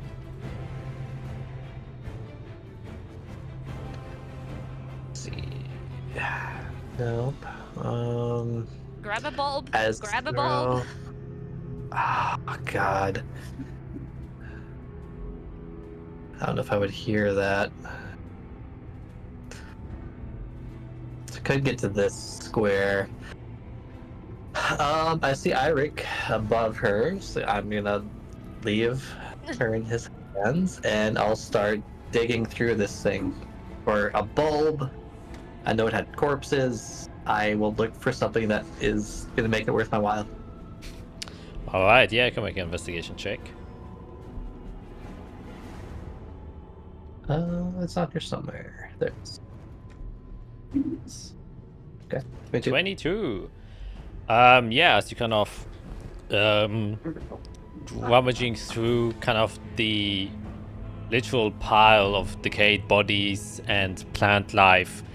Indeed, you do find the stalk that actually is quite visible, just hanging there. Everything kind of unwraps around it, of this just black bulb, kind of sticking there. It's like even an almost perfect sphere that is about the size of a coconut, that you can just pluck out of it with your interact object. But what you also find is, as you're going through, you can still see like the digested pieces of whatever creatures it has consumed during its time there.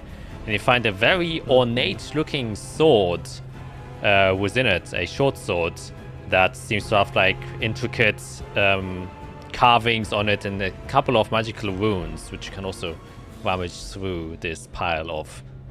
Is it dead a matter. blood red sword? It is not blood red. It is in fact tinted, like kind of golden and like obsidian black. It is black, but not red.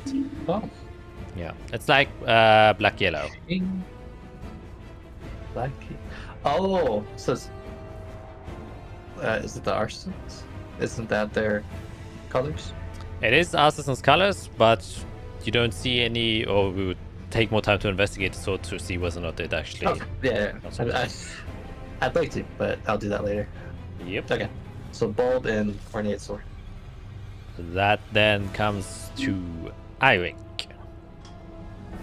Firebolt, the plant left standing. Let's go. Hey. Oh my god. Well, at least it hits. Yep. So it's an automatic 15. Plus that, plus that. So 15, 25, 30. I mean, don't you want to roll to see if you get something higher? Because you didn't roll damage, right? Am I crazy? You only rolled 1d10. Oh no, I see it now. Oh, I thought that was only 1d10, Yeah, but no. that was... Yeah, okay, Yeah. I'm sorry. So it's 15 automatically because of the half damage. Yeah, so it's 20, so it's half max 28. damage. It's 28 total, right? Wait, Yes. 20, 15 plus... Oh, yeah. Yes, sorry. Jesus.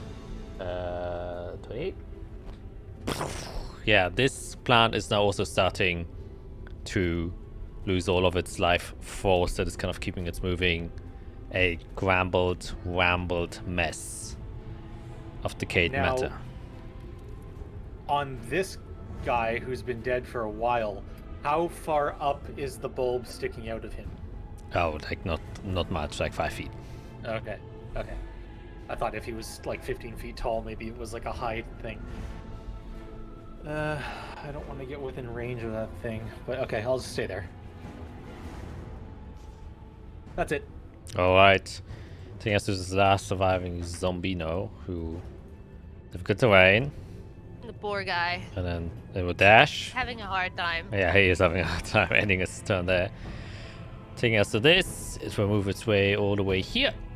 And, well, as it has done many times before, try to swipe at you with its tentacles. So, first attack. Natural 1. Miss. Completely Miss, whiffs. Miss. 21. Unfortunately Okay. hits. Alright. Making that 9 bludgeoning damage. And you have to make 2 So constitution that's saves. my concentration. I am on top of my shit. Yup. And then constitution, I am on top of the it shit. again. God damn, only 9 damage there. Last 9 damage there. attack coming away. Last one. Wow! Yep. That's the end Iserl of is it. angry. Angry. Iserl, what do you Yes. do? I will PAM again. And right here, poof, these two Yep. guys get hit. Very nice. There we go. That's good damage. That's very good damage. 19 is good. I'll take it. Let's see. Come on. That's definitely a fail from the Zombino. And a Yep. definite fail. How do you wish to end Double this? fail. As you Oh, kill yeah, both of with them. Both of my little fires in my hand. Literally, I started standing there and she just goes, ah! And there's this giant purple bolt that just comes down and crashes. There's like dirt and ick and stuff that just like flies around and then it just boom. There. Explodes in a light, incinerating most of what it hits in that area. And now after the struggle, we'll take a cautious deep breath in, since breathing here can cause some damage. But let the deep breath out as silence once again retakes the space. Okay. Yep. And I'll just drop my 2 little fires on the ground there. They'll go away in 10 minutes. Yeah, I'll walk over so you guys finish whatever this mess is. Yeah. Whoa. Okay. Bulbs. All right. Get the bulbs. Let's just get them. Yep. them. Get my Bulbs? coconut. I'll take some time to take a look at what's inside that one big guy here. Like, as I grab the bulb, kind of like Fiera did, just like kind of look around if there's anything of interest at all. Yeah, make an investigation check. I get the ball. Oh, 16 is very good. Yeah, you rummage through it, and yeah, there are a lot of corpses there. And as you kind of rummage through, and also see the zombies with all of their belongings, still some of it attached, some of it half digested. What you do find is you recognize some of the armors as has a similar vibe as the artisan people you saw upstairs. And yeah, some of them, and specifically one of them, seems to be rather recent. You can see it hasn't been digested as much. Some of the clothing is like intact, but the body itself is already completely lifeless. But you do find the bulb of that one quite easily and can take it off. Yeah, so it's a mix of just vulnerable corpses and the equipment that they were carrying, which some of it can be used, like there's a couple of long swords and short swords. Did they have like any kind of metal, not metal, or something like that that associate them to the artisan guys that we could bring back to the group, like so they can have like either like rituals or proper burial or something like that. Yeah, some of them do, and especially the corpse that seemed to be the most freshest does indeed have a like the upside down triangle with fire inside as a emblem on a necklace that he's wearing. All right, so I'll grab that necklace then, so that I can bring it back to the people, so that they at least have something. Yep. All right. And I'll go and look for the bulb in this guy. Okay, make an investigation check. Oh my. Wow.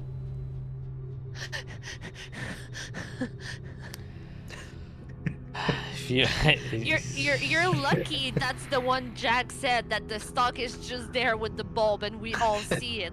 Yeah, he's like, he's going digging. As you're like rummaging through one of the untouched flower petals that hasn't been damaged that much by the fight, you accidentally open it and just this gust of the pollen just sprays out of your face, and you just go away, and disorients you to a point where you just leave the corpse alone. And yeah, Jesus. don't find much other than the sudden feeling that you feel like you have to puke. With my like passive investigation, can I like mage hand it off of it as Iric starts puking? Yeah, you can. Oh, okay. Yeah, I'll mage hand it and kind of like set it behind him, so he thinks he found it when he turns around. You're so kind. All right, let's keep going. I want to leave. No time to stop. We have to go. Please, yes. And with that, you return back into the tower, I assume. Yep. Let's get down. The tower, down the stairs, and down the other stairs. All right. So walking down the stairs for around a couple of minutes, you pass by the Gravekeeper Sanctuary, and as you're going past the exit, Eric, you actually notice something with your passive perception being a 17. As you're walking down, you notice something that wasn't there before, or at least you're pretty sure. That is that around maybe like 20 feet away from the entrance of the tower, you see as if something has grown there. A weird, twisted, similar looking bit of wood. It looks almost like a sapling coming out of the ground. It's around 6 to 5 feet tall, of a very thinly intertwining pieces of black woods that kind of curls up, and then the head of which kind of curves in with 5 branching branches that almost look like they form a hand that does like this, kind of that shape, and it's barely within view of the tower. I'll point it out to everyone. I'll hold everybody back and just be like, this thing looks like something's growing down there. With my natural abilities and knowledge of nature, can I kind of look at what's... I don't want to get too close to it either. So you said I'm it was holding like... you guys inside Yeah, the tower. You're but not leaving. Yeah, but I'm like trying to peer out, and I do have dark vision, so I can see at least further. I didn't see it going down, but now that you're pointing at it, I'm looking at it, and I'm like, what is it? Well, it's heavily foggy, so even with your dark vision, it doesn't help that much, because the fog only allows you to see about 20 feet, and it's at the very edge of the 20 feet of range. So you see the silhouette of this kind of branch-like thing that seems to... My elementalism just pushes the fog away. You can... Thaumaturgy it too. Fanning. Can make a nature check, I swear. All right. After seeing that. Good, because I'm good at it. That's what I was hoping for. 24, pretty good. So you look at it, it definitely, it seems to have grown out of the ground. Definitely resembles something that has grown out of the ground. But it in itself doesn't look like any plant, though it is made out of wood, or some sort of that deathly wood that seems to be growing here. However, this reminds you heavily when you were in the woods alone with the archdruids, and you were also shown a other type of thing that grew out of the ground, which ended up being your staff. And this very much resembles a staff of some sort, but you have no idea why it grew here, or what its purpose is. That's a bit kind of just... Does it look like it resemble Yigleva's wood? It seems similar. Definitely very, very similar. It has this kind of weird... Not quite the same. Yigleva's was more like blood attuned. This is more necrotic attuned. Okay. Alright. Yeah, I don't... Yeah? Sorry, no, go ahead. I don't like it. I don't like it. Yeah. I mean, we could take it and just keep it. We don't have to look. No, we don't. No. But what if somebody else takes it? We've already gone up looking to take other things from something. We don't need something else happening. Are there any guardians around, like gravekeepers around? Make a perception check. Okay. And can I also now start looking around to see if there are more things growing? Yeah, can make a perception check as well. Wow, 22. Why do I see everything tonight? I'm supposed to be blind. I'm supposed to be helpful. Yeah.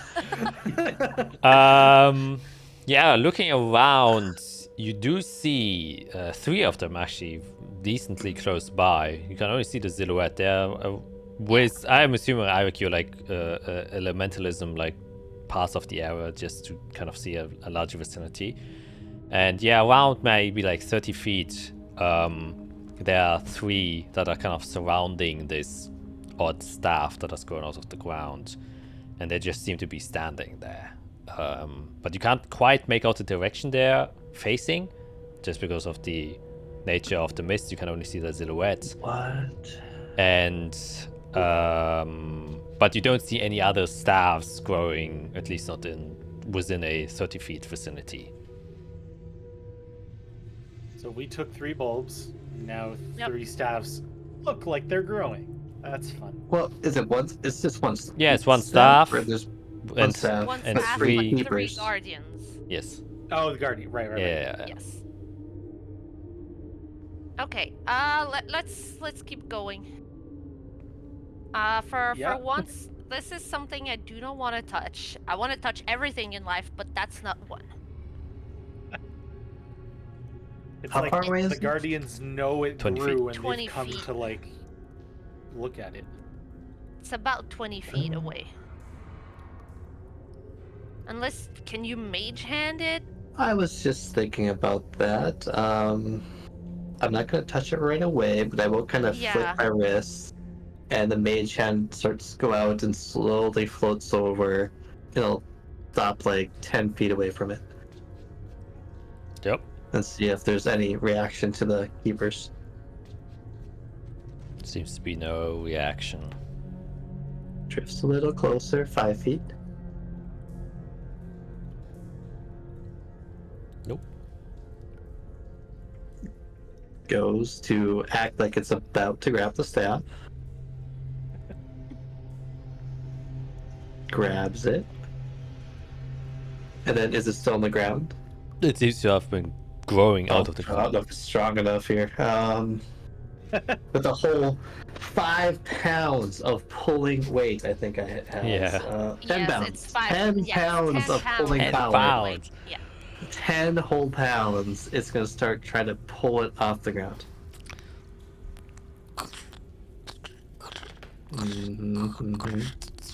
Oh, it's moving? A little bit? A little bit? It's going to keep going. It cracks as you break the base of it off. And as soon as you do that, you suddenly hear a cacophony of whispers enter inside of your mind. As you do so, your eyes roll back for a brief moment. And your eyes roll, and Eric, you see Fiera is kind of whiff back as you I'll have to make a immediately grab her Constitution saving throw. so she doesn't fall. Constitution saving throw? Ooh, let me check my defenses here. Because I have something Shouldn't have that might touched it, be able shouldn't have touched it. Nope, that's all brain stuff. Okay, here we go. 16. Do I think I need to go? I'll give you a high? +5 flash of genius to that as I'm like, fanning you and trying to. Big And moral I'm support. holding her. I'm actively holding her so she doesn't fall down or anything. All right, you do that. 16 is a fail with the +5, with 21 is a success. So you take half of this, of 12 necrotic damage as you take it open. As you do that, you can see the 3 gravekeepers, especially you, Eric, your passive perception is pretty good, that their draped clothes and robes just kind of become limp and fall to the ground, and leaving behind are just these stakes that kind of now stand as tombstones where those gravekeepers were Jesus. standing. Guys, What? we need to stop. We need to All right, stop. all right. Let's leave. Let's. And Fiera, And after, I The didn't bad understand the words. you get pulled back, and in that very, very brief moment, you see almost like a vision of this Of course. underground, like you're in a subterranean cavern, and all you can see is a expansive networks of roots, branches, and a large trunk that seems to be growing out of the ceiling. and all of them kind of intertwining and twisting to a point that touches your head, and you get pulled back. And as you open your eyes, try to remember what the wizards were saying, but they weren't in any way, shape, or form comprehensible in that split second where you heard them. But you can see that there's like a black liquid going down your nose and out of your ears. But your mage hand is still holding the staff. It's gonna bring it over. I'm not gonna grab the staff, but it will just float like 5 feet away from me and just hold it. Yep. And then you have this staff that seems to be made out of the similar roots that the trees on top were made out of. I'm gonna open the bag of holding and I'll be like, do you want to put it in there for now?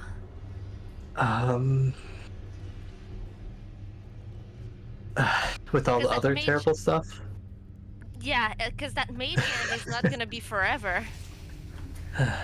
For now. And it'll float Okay. above it, and then boink, put it in. It flies inside. I'm gonna add a mysterious branch staff in my inventory. Part of one, a broken one. Yeah. Yeah. Okay. Whew. Okay. Here. Yeah, I might be quite hurt now, but Custom item. That's what I wanted. I think we should do the bulbs. Hurt. I think we should go down and do the whatever bulb ritual there is, and then take a break afterwards. 'Cause we don't know what I just set off. No. Yep. So And we have I've to get added. out somehow, and presumably through that chamber. Yeah.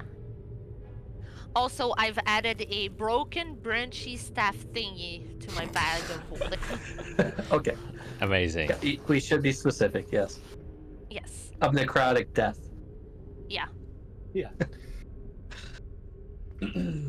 Okay, let's go Okay. down.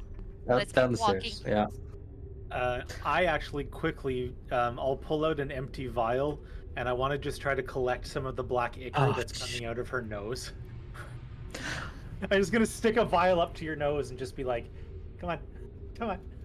I'll press dissertation and clean it off into the vial. Then. Yeah.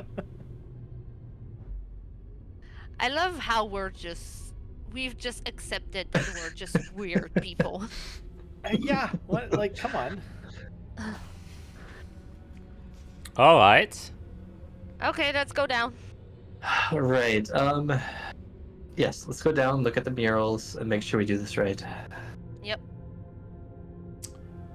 Then you spend the next like 4 or 5 minutes going down the next flight of stairs, and you enter inside of this dark, reddish but also black and golden chamber with the 2 huge mirrors on the right and the left. In the middle you have this shrine.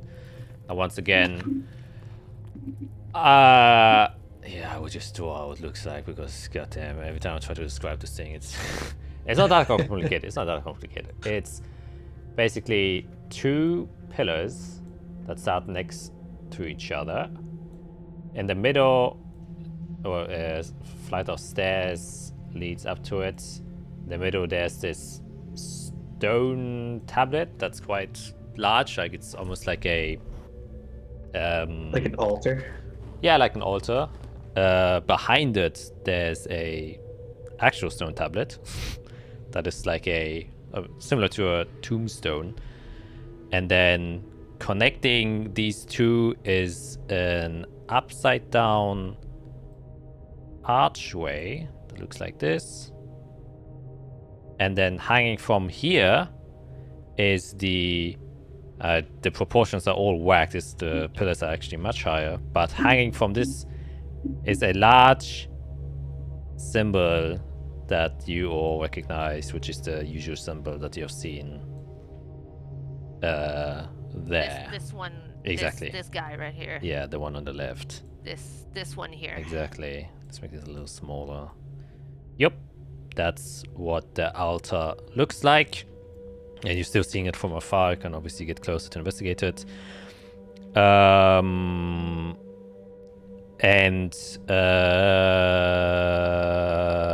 yes, on the altar itself, there are 4 candles on each of the corners. And yeah, that's all about the ace that you first perceive in this room as you kind of step inside. Are the candles lit? Nope, they are not lit. Okay. No. So as Do we go light into them? the room, That's what Well, I'm asking. for- Do we light the candles on the altar before we go down?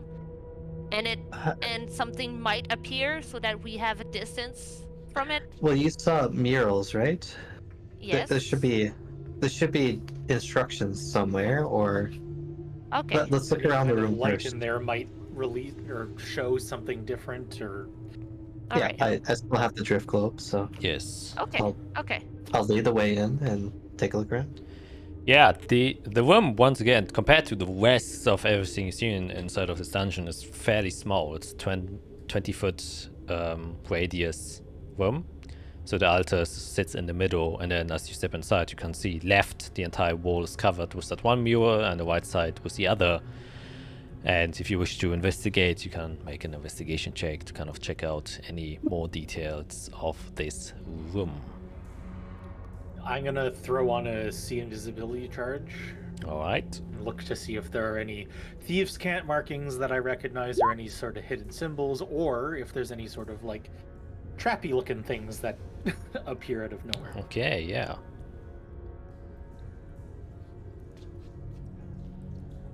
Can also make an investigation. Oh, or Oh, perception. investigation. Yeah, since I'm assuming. Investigation's better, so Yeah, yeah. Well. it's not better. I'll put a +5. I'll put a +5 to that. Okay. Bringing that to 19. Well, Fiera, stepping through. One thing you notice is the stone plaque behind the stone. Man, I have to differentiate. Let's say stone. There's the stone block. It's just a block of stone that is Yeah, sitting. it's the one on top, right? No, the bottom one. The stone foundation. Let's call it that way. Oh, there. No, it's the stone altar. Let's call it that way. There's a stone altar, and then behind the stone altar, there's a stone plaque. And on top of the stone plaque that is sitting right behind it, flat, there is a rather long passage written in Celestial on it. We'll get to that in a minute. On the stone altar, there's a very long scarf that has been kind of draped across it, going towards your direction, facing the pillar all the way down that it touches the ground. And on the stone altar, you can also see 2 grooves that are inside of it that seem to be going with the scarf. The scarf basically is placed next to those 2 grooves. The grooves themselves go about this deep and all the way across the stone surface. So it's like a tube has been placed on them and then kind of shaped indentations out of them. Yes, that is one thing that you notice. You notice also that the symbol, the holy symbol, or whatever symbol this is, of Azathia or some different religion that is hanging from there, from the kind of archway, seems to be made out of pure gold. It's rather large. And on top of the altar itself, there's also a bowl, also made seemingly out of pure gold. And the other thing you notice is as you kind of step away from the altar is well, actually, I was just inspecting the altar. Going around, you take the kind of brush aside the scarf that's draped over the stone altar, and you can see there's on the back side where the plaque is a different symbol carved inside of there, which looks like this. Let me draw it. Let me make it a different color. Let's make it purple. Looks like this. Oh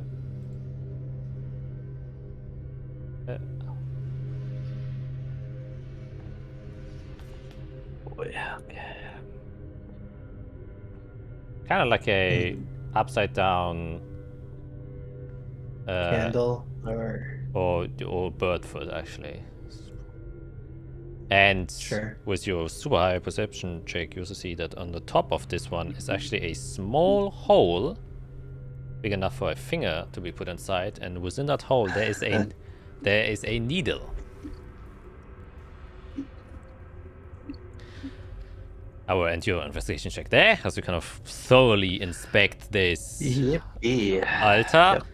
Eirik, as you're looking around the room, there's nothing invisible here, also no thieves' cant. However, you can see at the very edge of where the floor meets the wall, there is a very small gap, meaning the wall is not connected with the floor itself. And in fact, where the murals kind of meet, there's also a very small seam line suggesting that it also isn't connected. And just from your building intuitive sense, you look at the floor for a second, and it seems to be made out of multiple circular platforms that have been like brought together, and you get the feeling that potentially this room can turn as it's disconnected. So that's a sense that you get, that it can probably shift or move if something is triggered. We all got to stay real close together, because if this thing starts to move and we end up in different places or whatever, I don't want that to happen.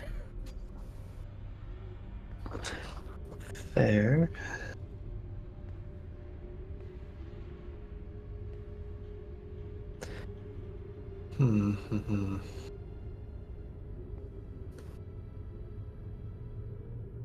Are there any lines on the floor that look like they have to move to a certain point to all line up to form like a shape? Like if the room does start to spin, no, doesn't look like that.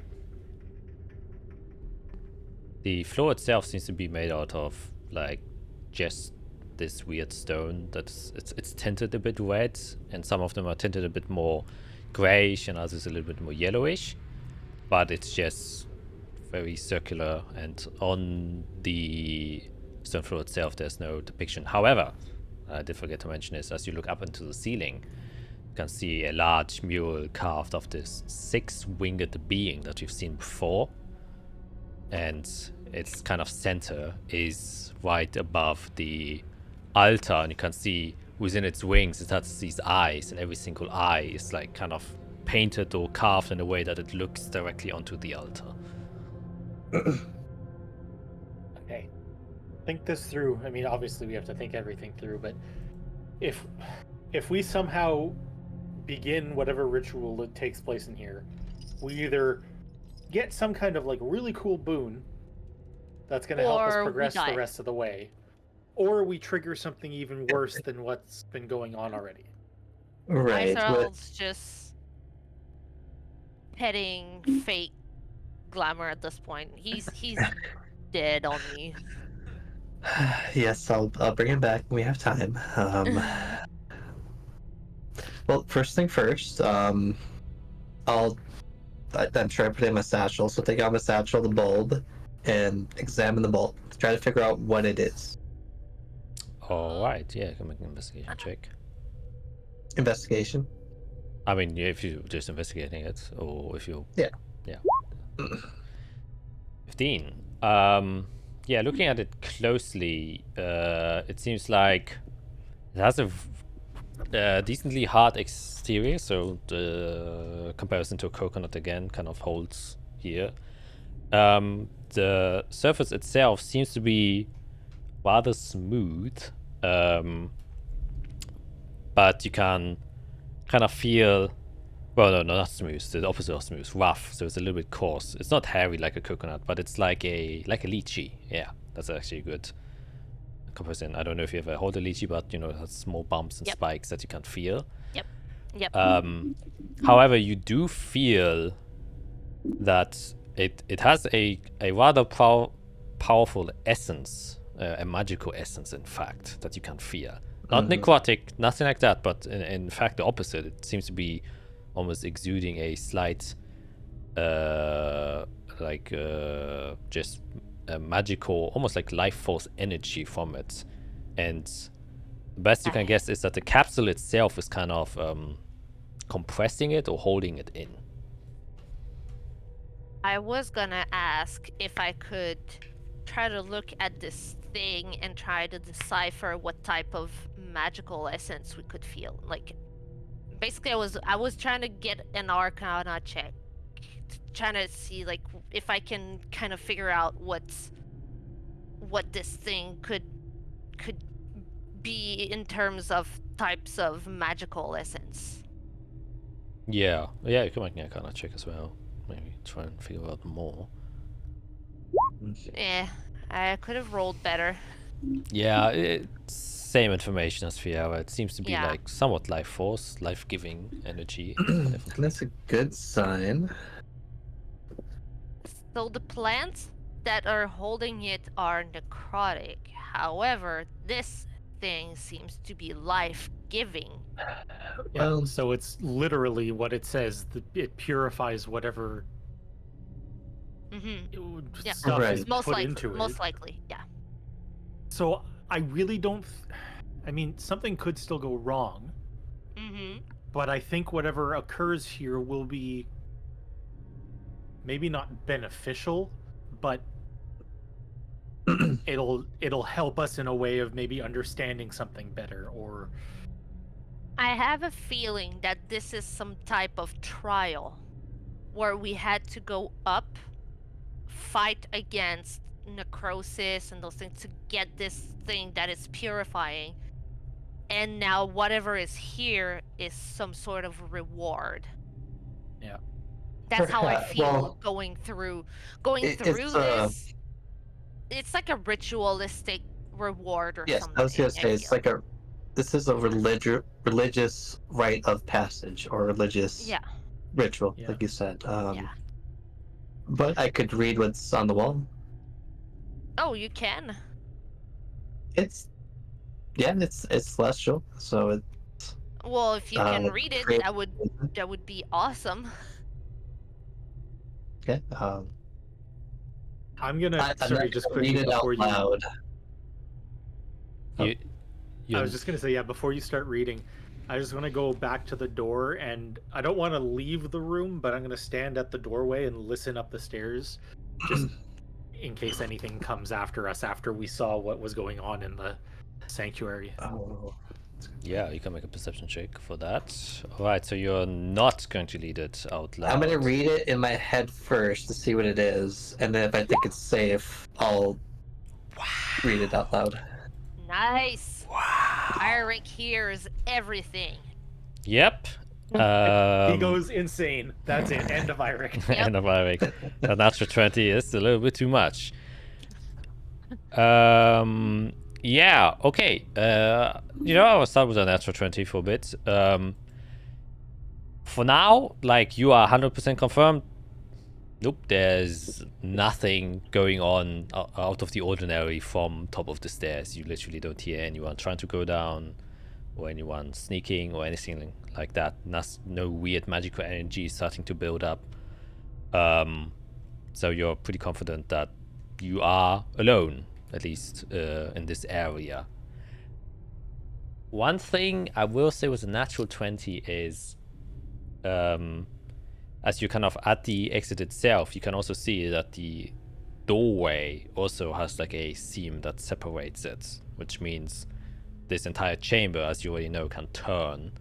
And you know that probably the walls in the chambers will turn, probably to such a way that you are like trying to figure out what the architecture would be. And because of the space that is being created here and like where the seams are, you're gauging that the walls themselves have been designed in a way that once they turn, they will reveal a different passage, but locking in that way a other one. So basically, if it's like this, and if it closes, there will be space on both sides. So gathering. And you also assume perhaps even the walls, in order to turn, one of them can shift behind the others to kind of start turning around. And just from how big the walls are, how big this exit is, and just trying to figure out what combinations there is, you figure out that besides the exit that you came through, there have to be 2 more exits. Okay. Interesting. And with that, I will So, yeah. send you, Matt, what it says. Oop. So you can read it through. Oh, gee, okay. You have to give me a couple minutes there. Yeah, it's a passage. Yeah, Eric, or Yeah, quick. okay. What do you want to say? Yeah, I'm gonna take some time to look at the murals, and try to look more at the maybe like the crowd or the people that are onlooking and everything, and trying to see if they look similar in some way to what we have seen the people in the wall kind of look like, trying to see if if they were depicting themselves or if they were depicting something completely different, maybe even older than them or something. You know, I'm trying to draw some similarities between what we've seen in the walls of the place here, or if it looks much older than that, or perhaps even more recent. I don't know. So yeah, just gonna take some time looking at those murals there and see if I can see anything else that we hadn't really figured out yet. All right, yeah, I can make perception or investigation. I'll leave that up to you. I'll do perception because it's better. Okay. It's not good. Yeah, you're trying to look. The carvings are intricate and, you know, somewhat stylized, so it's hard to sometimes, at least for you, to make out whether or not something is, you know, a stylistic choice of, you know, elongating the neck, or the hair is drawn in a weird shape, or those are supposed to be horns or ears.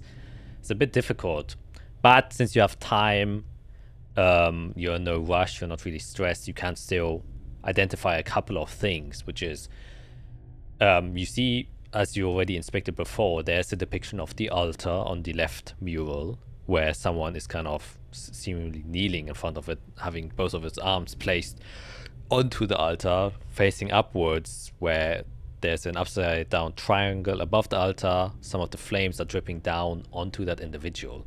Behind them, there are 2 lines of people. One of them is a group which you can't really identify, you're having a hard time, but they're distinctively different than the other group that is immediately next to them, that is holding these bulbs. And they're like kind of, you can see at the end of the altar, they're kind of giving these bulbs to whoever is going next onto the altar. And following them back, you can see that those carrying the bulbs originate from this black forest where they're picking these black bulbs from, while the other line just continues to go down. They do seem to have been illustrated differently in how they look like, but you can't quite tell racial differences or such, or compare them to the humanoids within the wall. So I can tell they're 2 different types of people, but I can't identify what type of people they are. Exactly. Okay.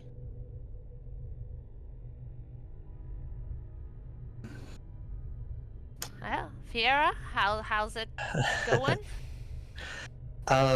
So this is essentially a prayer, a promise to the shadows. It says that we will follow them, and if that faith is challenged, that we will essentially be pulled into hell. If it is not as faithful as we are saying. I'm guessing we may have to say this out loud at one point in this. So yeah, I will write this in common for both of you, in case we have to do this one by one. So I'll take out a piece of parchment, rip it in half, and then begin writing this twice. Okay.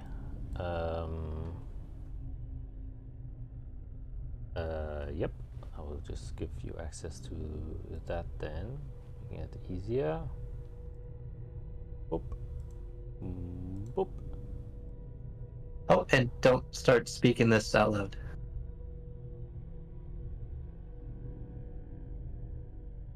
So you should be seeing it right now.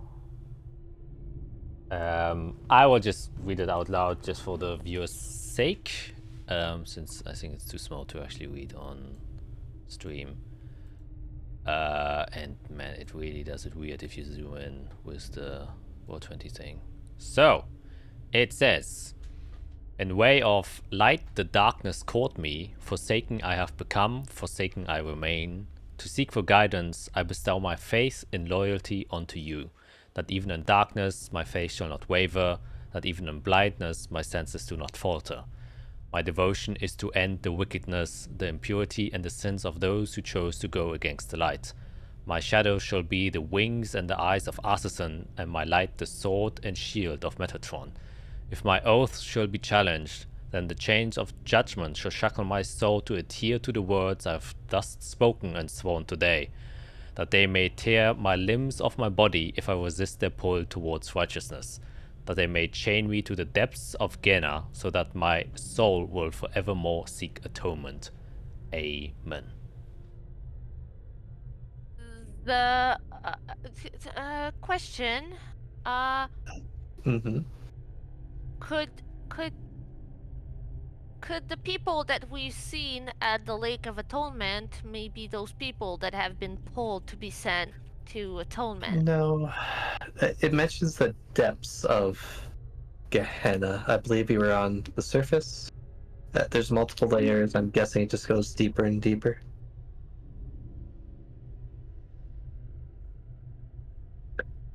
I'm trying to think.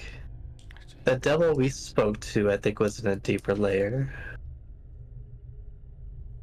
Probably should have asked more. But, yeah, regardless.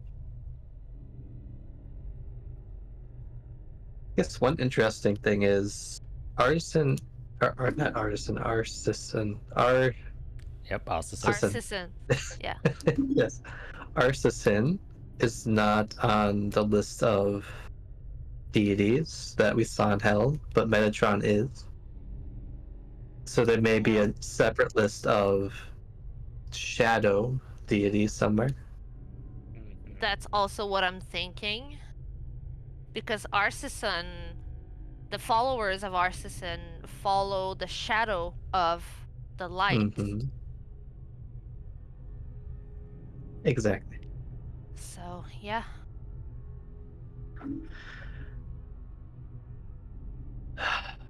So at some point we may have to say this.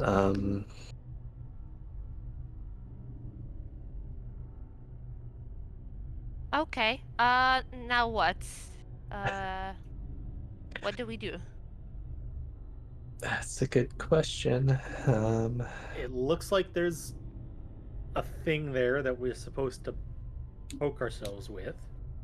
Yes, on the back side there's a needle with a hole for one finger, but that is kind of confusing. I guess if that's considered the side of shadow and one side is side of light.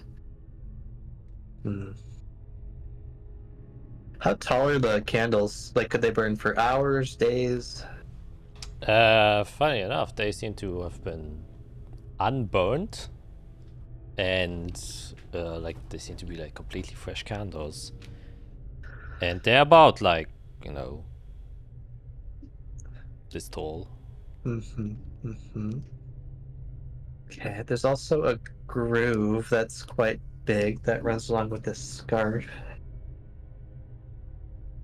The You have to put bowl. the scarf around you while you say the thing.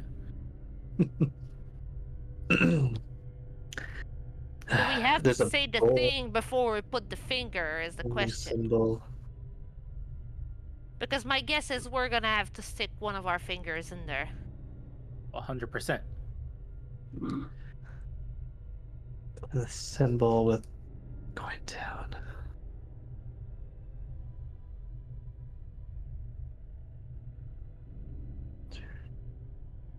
Guard.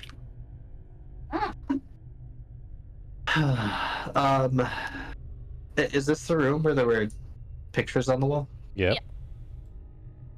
Can you describe them again? Yep. Yeah. Yeah, well, the left one depicts the altar that you also see displayed here, the same one. You can see that one line, there are two lines of people leading up to the altar. One of them seems to be kind of waiting or standing in line to go onto the altar. There's one individual currently on the altar who is looking up towards the holy symbol coming down from the altar. Above the altar is the large, even above the holy symbol, there is the upside down triangle with fire, and part of the fire is dripping down in front of the guy who's currently, I guess you could say, receiving the blessing. He has the bowl there with the black bulb inside of it, and the second line of people who are standing next to the line of the people who are waiting to go inside, they are carrying these black bulbs and handing them over to the individuals who are standing in line to go to the altar, and they originate from this black forest where they are plucking these fruits out. That is the one side. The other side depicts, once again, this very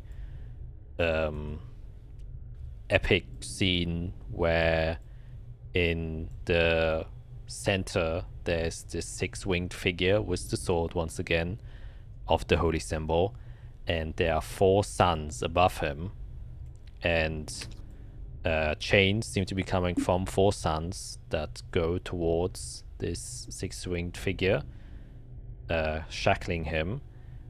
Holding one of the sets of chains that's coming from the suns is a four-winged draconic being, and all around, like kneeling or even like praying on the ground are angelic and draconic beings, while also floating in the sky are like also depictions of angelic and draconic beings afloat in the air, while on the ground where the six-winged figure is currently standing and presumably also kneeling, but you can't see its body since it always covers itself with its wings.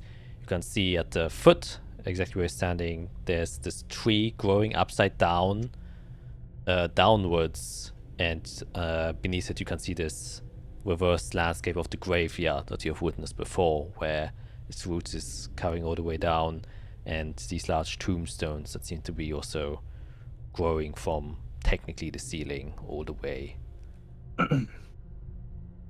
reversed, and then small gravekeeper figures are on the very bottom, kind of just walking around.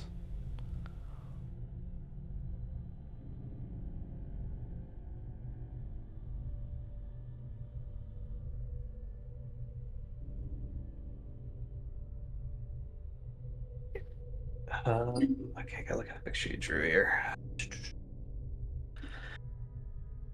Okay, if I look at the symbol that's hanging above the altar, how high up is it?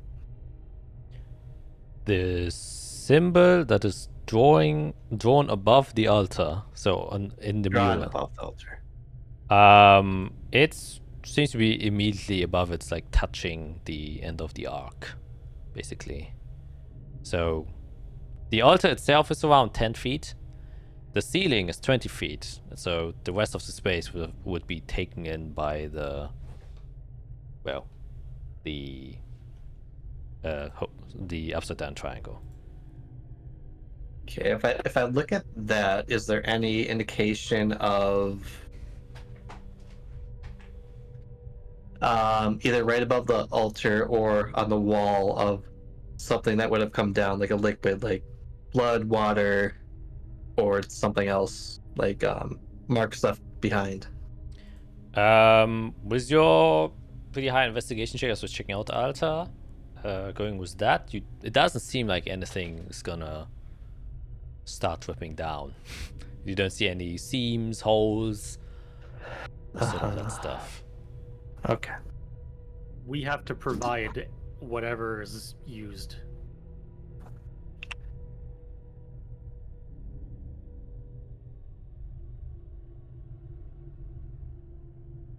It's a thing to prick your finger on the back. There's a bowl that needs something in it, but in the mirror, it almost sounds like it comes from somewhere else, not from the ones holding it. And we don't really know what to do with the bulbs. I mean, the bulb could easily be put into the bowl for some reason. It doesn't necessarily have to be a liquid. Right. I mean, it's pretty frequent to give offerings as a, religious follower. So is that our offering that we put in the bowl?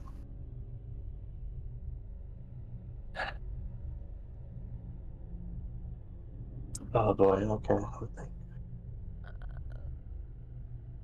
Yeah, I'll scamper behind to the little hole where the finger could fit in. Is there indication of like blood in there? Do I get an investigation check? Oh boy. The needle shoots out right in her face. Right in my eye. That would Yeah. be horrible. And now I'm half a wizard. Yeah, looking at it a little bit closer, you do see traces of like dried blood on the edges of that seam, definitely. What is it, 25? There's a odd disconnect between this symbol, why it's been covered behind the scarf, and the rest of the thing. And so you get the impression this is something entirely different from the rest. It seems like there's two rituals here. One for like the common folk who are bringing these bulbs up, and then one for in the shadows or something like that for, I don't know. There's a separate ritual behind. And Question. whatever we choose, the room's gonna rotate to a certain door and send us to a multiple path. paths. Yes. Question. The fact, Fiera, that you were chosen by the divine or that you rose, higher, could that change something? I mean, every action has its own unique consequence or boon. Yeah. I mean, I think either way, it's still the side of the creators, whichever path we choose here. It's just. I also know. think, I don't think there's a wrong answer in general, but for what we're Right. trying to accomplish, we might need to prioritize one over the other, but how to know which one to prioritize, that's the question. I mean, so we look at the map. There's a dotted line that leads to the Pillar of Atonement. That tells me, I mean, that's kind of similar to what we did, right? That's if you are off the path, or if maybe you're blighted, maybe you need to find your faith again. That's probably the path. But what about ones that are on the path? Yeah. What Yeah. if? Do we end up The to the dotted lines effigy are of so our strange, light? though. Like, why are Effigy they of- on that side of the map only? What?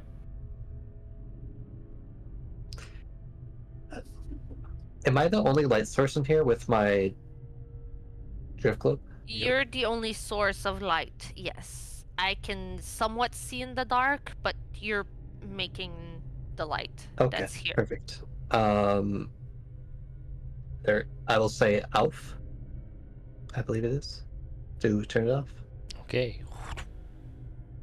And you at least are in complete darkness now. Wonderful. Do you two want to look around for anything new? I've got my see invisibility still going, so I already looked and didn't see anything while the lights were on. Might as well, yeah. Can I make a perception?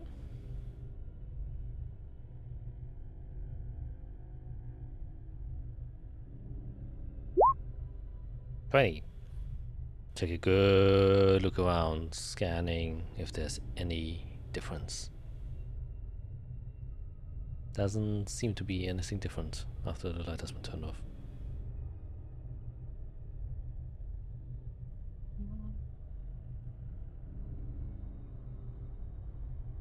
Goodness.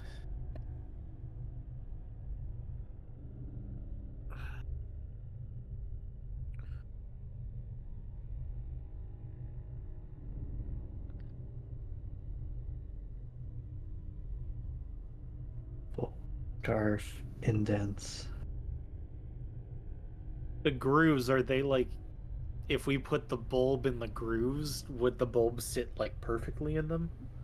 Oh, like a bowling ball in a bowling ball holder? Yeah.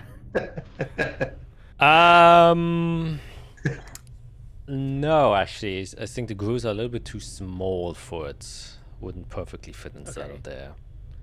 And yeah, What like about a limb? it does seem like you could possibly place an arm, like your forearm, No. inside of it, and it would fit Mm-hmm. quite well. Mm-hmm. So it's two of them, so that may, drop both arms in the grooves as like an offering, a praying thing. Well, part of that pact, I gotta find it again. Let's look at the sent. If my oath is challenged, then change judgment shall check my soul to the. I heard here. Tear my limbs off my body if I resist their pull. Yeah, so we have to like. So one path may be laying in the grooves, and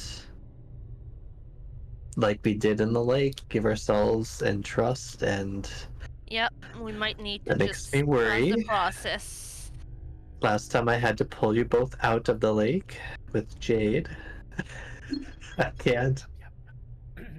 can't put limbs back together yet. But I'll activate the Drift Globe again. We didn't have anything to make erleuchtet. Okay. But then there's a separate thing on the back.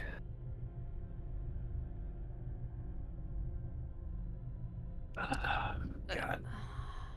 Effigy of Dark Light, Pillar of Atonement.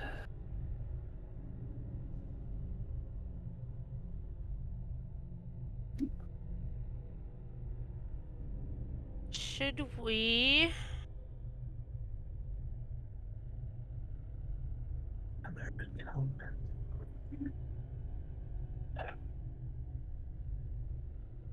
What do we think is going to get us closer to Melador? Not having to atone. Not having being dragged to hell.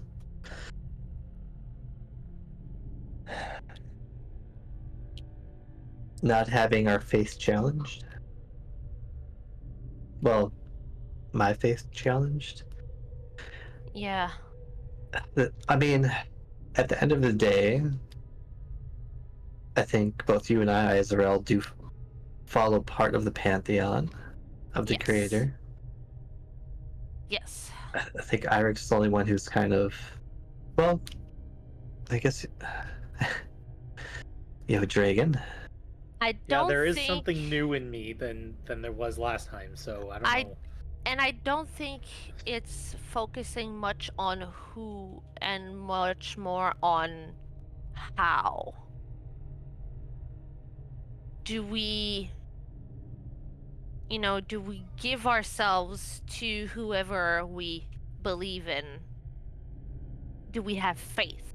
Literally, do we have faith in what we believe in? Can I make a religion check, Jack, as I read this prayer? Because it sounds like it's not to Artisan or Metatron. It sounds like it's to somebody else. do I think it's to a creator? Like, Metatron's under Deus Ex Lichnius, or do I think it's to, like, somebody else? Can I go religion check?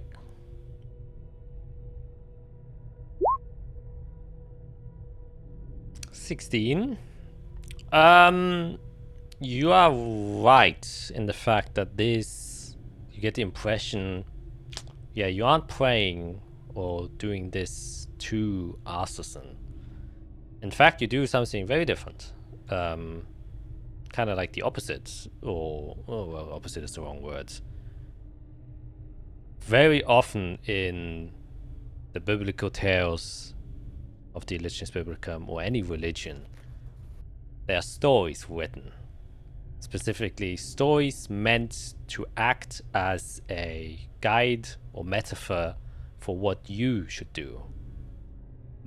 So you see this entire story kind of unravel here, and I will have you make an intelligence check to kind of see if you grasp the story. Oh, okay. Gotta have faith. And then that's why you have inspiration, so you can be inspired to try again. Goodbye. I was hoping to save that for later. 21. There we go. Thank the heavens. You're like struggling for a bit to piece like the story together, and then you suddenly get like an inspiration of what could be of a similar story of Holy Religios. It reminds you of a story of basically you see this six-winged figure who seems to be somewhat protagonistically portrayed here. However, just from how the images are depicted and how they're laid out, there seem to be three protagonists in the story: the four-winged dragon, the six-winged figure, and the upside-down tree. And reading from the plaque, it is not that you should pray and hold faith to Artisan. You should do what Artisan did. It seems like so Artisan, devoted themselves to the faith of light while he was in darkness. And so that he wouldn't sway from the path while he was within darkness, he shackled himself towards the light. And if he would ever stray from the faith that he has sworn to, then the shackles that he placed on himself would try to tear him back into his right path that he swore he would undertake. Or otherwise, if he's too far gone, the shackles may rip him apart and tear him back to Genna. So basically, you're assuming you have to do something similar, where you're probably taking, or you are within darkness, and the only way for you to quote unquote to be trusted by these four sons, maybe it's the four creators, maybe someone else, you have to swear loyalty that if you would stray from the path, willing or unwillingly, your oath will keep you in check. And if you would break that oath, the consequence you have willingly set upon yourself will be your own undoing. And that's kind of the story that you get.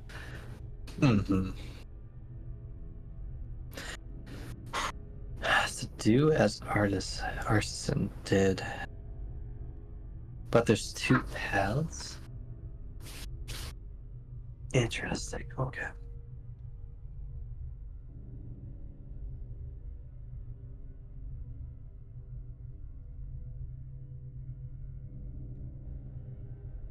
So we could do what everybody else did.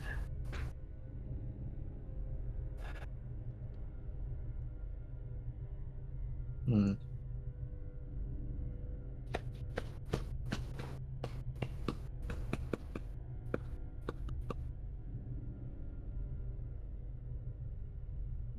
what's the bulb for? What's the bowl for? It's a mirror of something going into the bowl. From above. Okay, so that could be the bulb. So we shackle ourselves to the altar with the bulb. And then somebody pricks their finger. And we see what happens. Turn off the lights, maybe turn on the candles, because as he mentioned, the dark candles don't emit light, they emit something else. Yeah. Mm-hmm. And then the scarf is the shackle. The dark Okay. light flames emit a golden tint flame. Without actually lighting the area.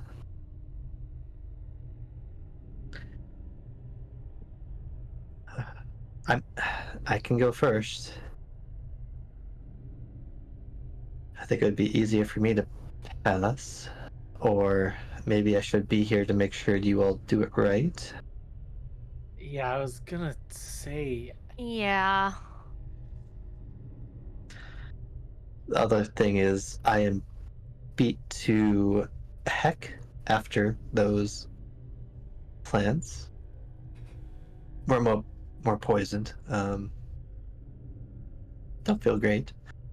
Do we want to rest now or once we get through?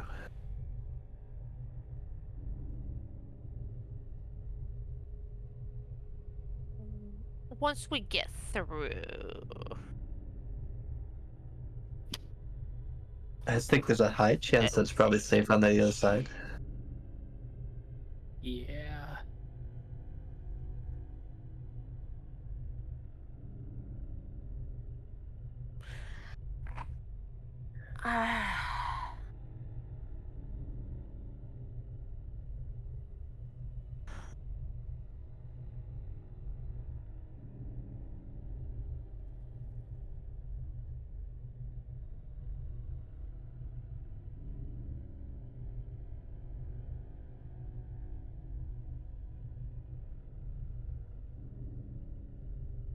It's so strange, like, why would two people need to activate the thing that, like, someone wouldn't be able to finish? Because you have to bound light and shadow together.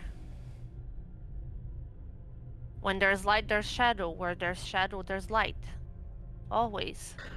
There's also usually like a head priest that kind of oversees things. So maybe he determines where they end up. I wonder if there's another mechanism. Like maybe the area with the finger pin opens to one area, but there's a way to open to another if you think they need atonement. Instead of they passed. Like a pass and a fail, essentially. Yeah. Man, if this, like I said, if this opens up and spins around and we all get forced in different directions, There's a chance. this shit's over. I'm sorry. You sounded so Canadian. Yeah, no, that was a That was a very great. Canadian one. That wasn't Irish. That was Greg. Yeah, that was Greg. Yeah.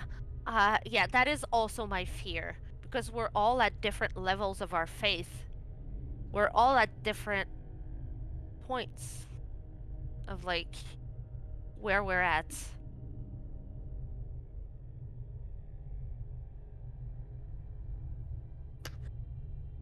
I look at Eirik. How healthy do you look right now? On like a scale of 1 to 10. 7.2. Yes, 72 hit points for 100. Huh? Then look at Izrael. How do you look after our last battle? On a scale of 1 to 10, I'm at about a Mhm. 5. Okay, I'm at like a 1. Yeah. Oh, So if we get split up, it will be difficult, probably for me the most. Then Izrael and Eirik might be actually okay. Well, I don't know about that. Health-wise, okay, let's take a quick rest, and then I think Izrael goes first, and Okay. then Eirik, if that goes well, and then I'll follow behind.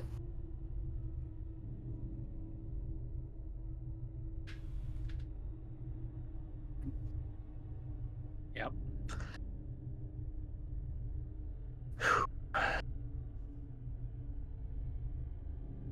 Okay.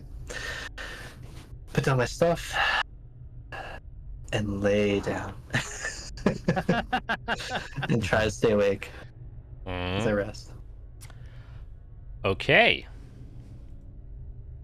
Then you all can, as you spend 15 minutes, take a deep breath in, deep breath out.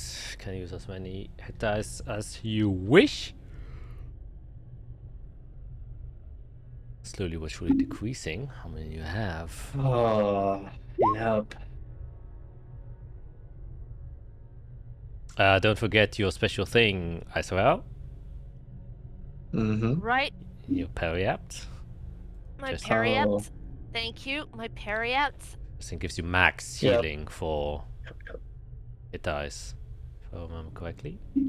Double the number of hit points it restores. Oh wow, that was even better. So that is 18 more. Okay. Yeah. I'll take it. Oh, I did automatically. D6. So you have one left, Okay. Israel. Correct? I use all of them. Oh, you Oh. should have 4. Oh, I should have Are we 4. going? Yeah, because Okay. because Bernard? I gifted you one last. Okay. Then I have one more. Yes. That I Okay. will keep. And Fiera's 2. I have 2 left. Activate the last charge of my necklace. I'm going to use the Pearl of Power and put on the Ring of Mind Shielding again. So I get 3rd level back. Alright. Eric, you only use one? I'm using a second one. Okay. I'll probably change out one spell. As I can. I don't know which one though. By Pearl, Hello Ring, spells, let's see.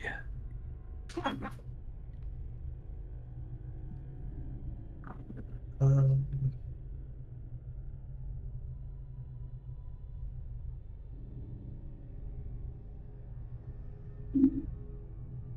I don't know. No, I'll see. It's fine.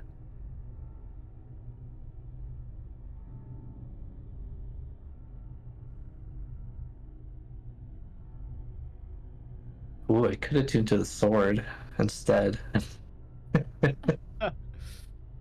the Do you ring. want Would I to do that? attune to a sword we know nothing about and pull a jade and have some sort of entity just trying to get you to kill everyone? No. Good.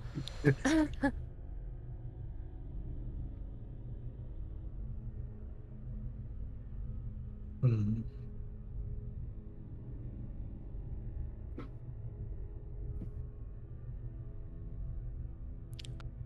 Okay. So what should we do? Okay. Do I go first?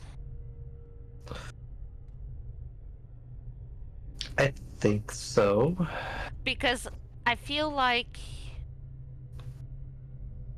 my fate is the most quote unquote defiant one.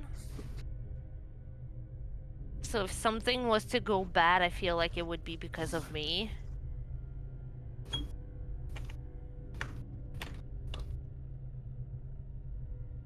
I mean, I'm the one that doesn't really have one, so that's Yeah. Right. Well, but it'll... that's the thing. You don't have one, right?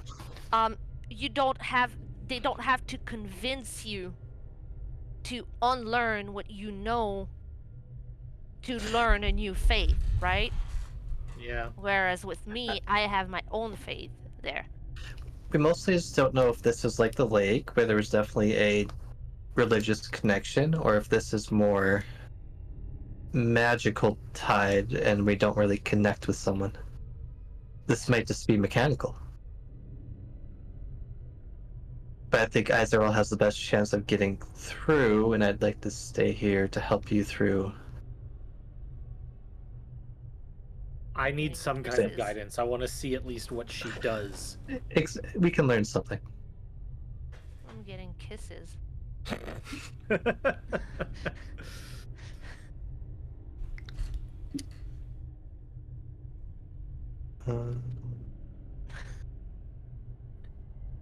Trying to find something. Okay, So well, should I go?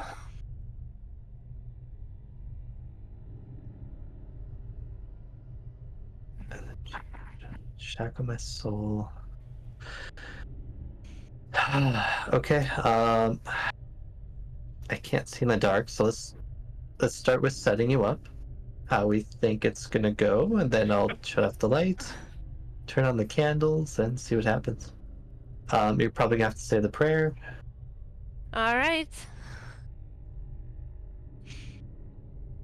So yeah, well, try to get her in on top of the altar and like set up in the grooves, and then wrap her with that scarf.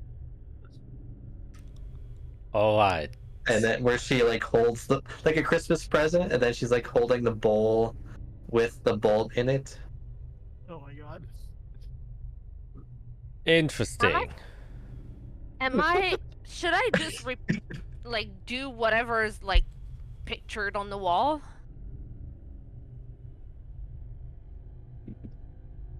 Sit there with the bulb and just present it? Sure. I don't know. I guess that's what they're doing on the picture, so Okay. maybe I should do it, right? Okay. Yeah, Wait, start there. that makes Start there. sense. I mean, that's what I would. That's the first thing I would do before starting to wrap me and like get me into a cocoon and stuff. But we're presenting you. Yeah. Especially Okay. if you like- So Okay, I'm you do that. all right. I'll go around the approach- backside though. Yeah, I'll approach the altar, and with my flames, I'll just light up, the candles there, and then I'll just. Yeah. And then light off. All right. Well, actually, as you attempt to light them on, the candles don't even ignite. They like immediately flicker out. Okay. When I had see invisibility going, I don't see any magical flame in there.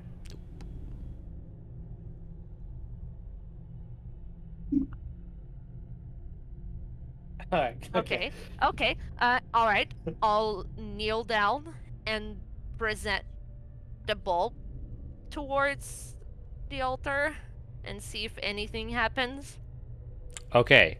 Well, do you want to mimic whatever you see on the mural? Since that is what you said you wanted to do. Yeah, that's basically what I'm doing. I'm mimicking what I see on the mural. Okay. And you see on the mural, they aren't holding the bulb. It is very obviously placed inside of the bowl that is on the Okay, stone so I would altar. put it on the bowl, and then I would. And they just have their hands lay flat on the stone altar. All right, so that's what I would do. I would put the ball, and then I would do this Okay. and and wait All and right. see what's going on. You put the bulb inside of the bowl. And as soon as you do that, the candles alight. Okay. And you can Okay. see these Step one. very dark and like blackish flames, but they have a golden core. And you turn the light off here, right? Yeah. So actually you can see these points of light, but they don't illuminate anything. So you actually only see these 4 flickering golden flames, while Eirik and Israel you can see that around like 5 feet radius around each of these candles, it actually dims. So your dark vision usually allows you to see like normal light within 30 feet and then dim light another 30 feet. And wherever these candles are, it's dim light around there as well, even though you should see more. So they seem to be darkening the space magically even more so than, it usually is. And as soon as you put your 2 arms in the grooves here, assuming you're putting them into the grooves, Yeah. you all hear this very loud squeaking sound, as like metal is like scraping against metal, like a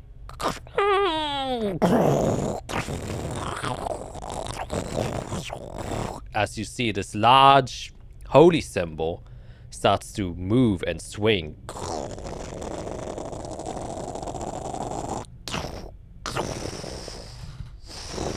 Like a pendulum.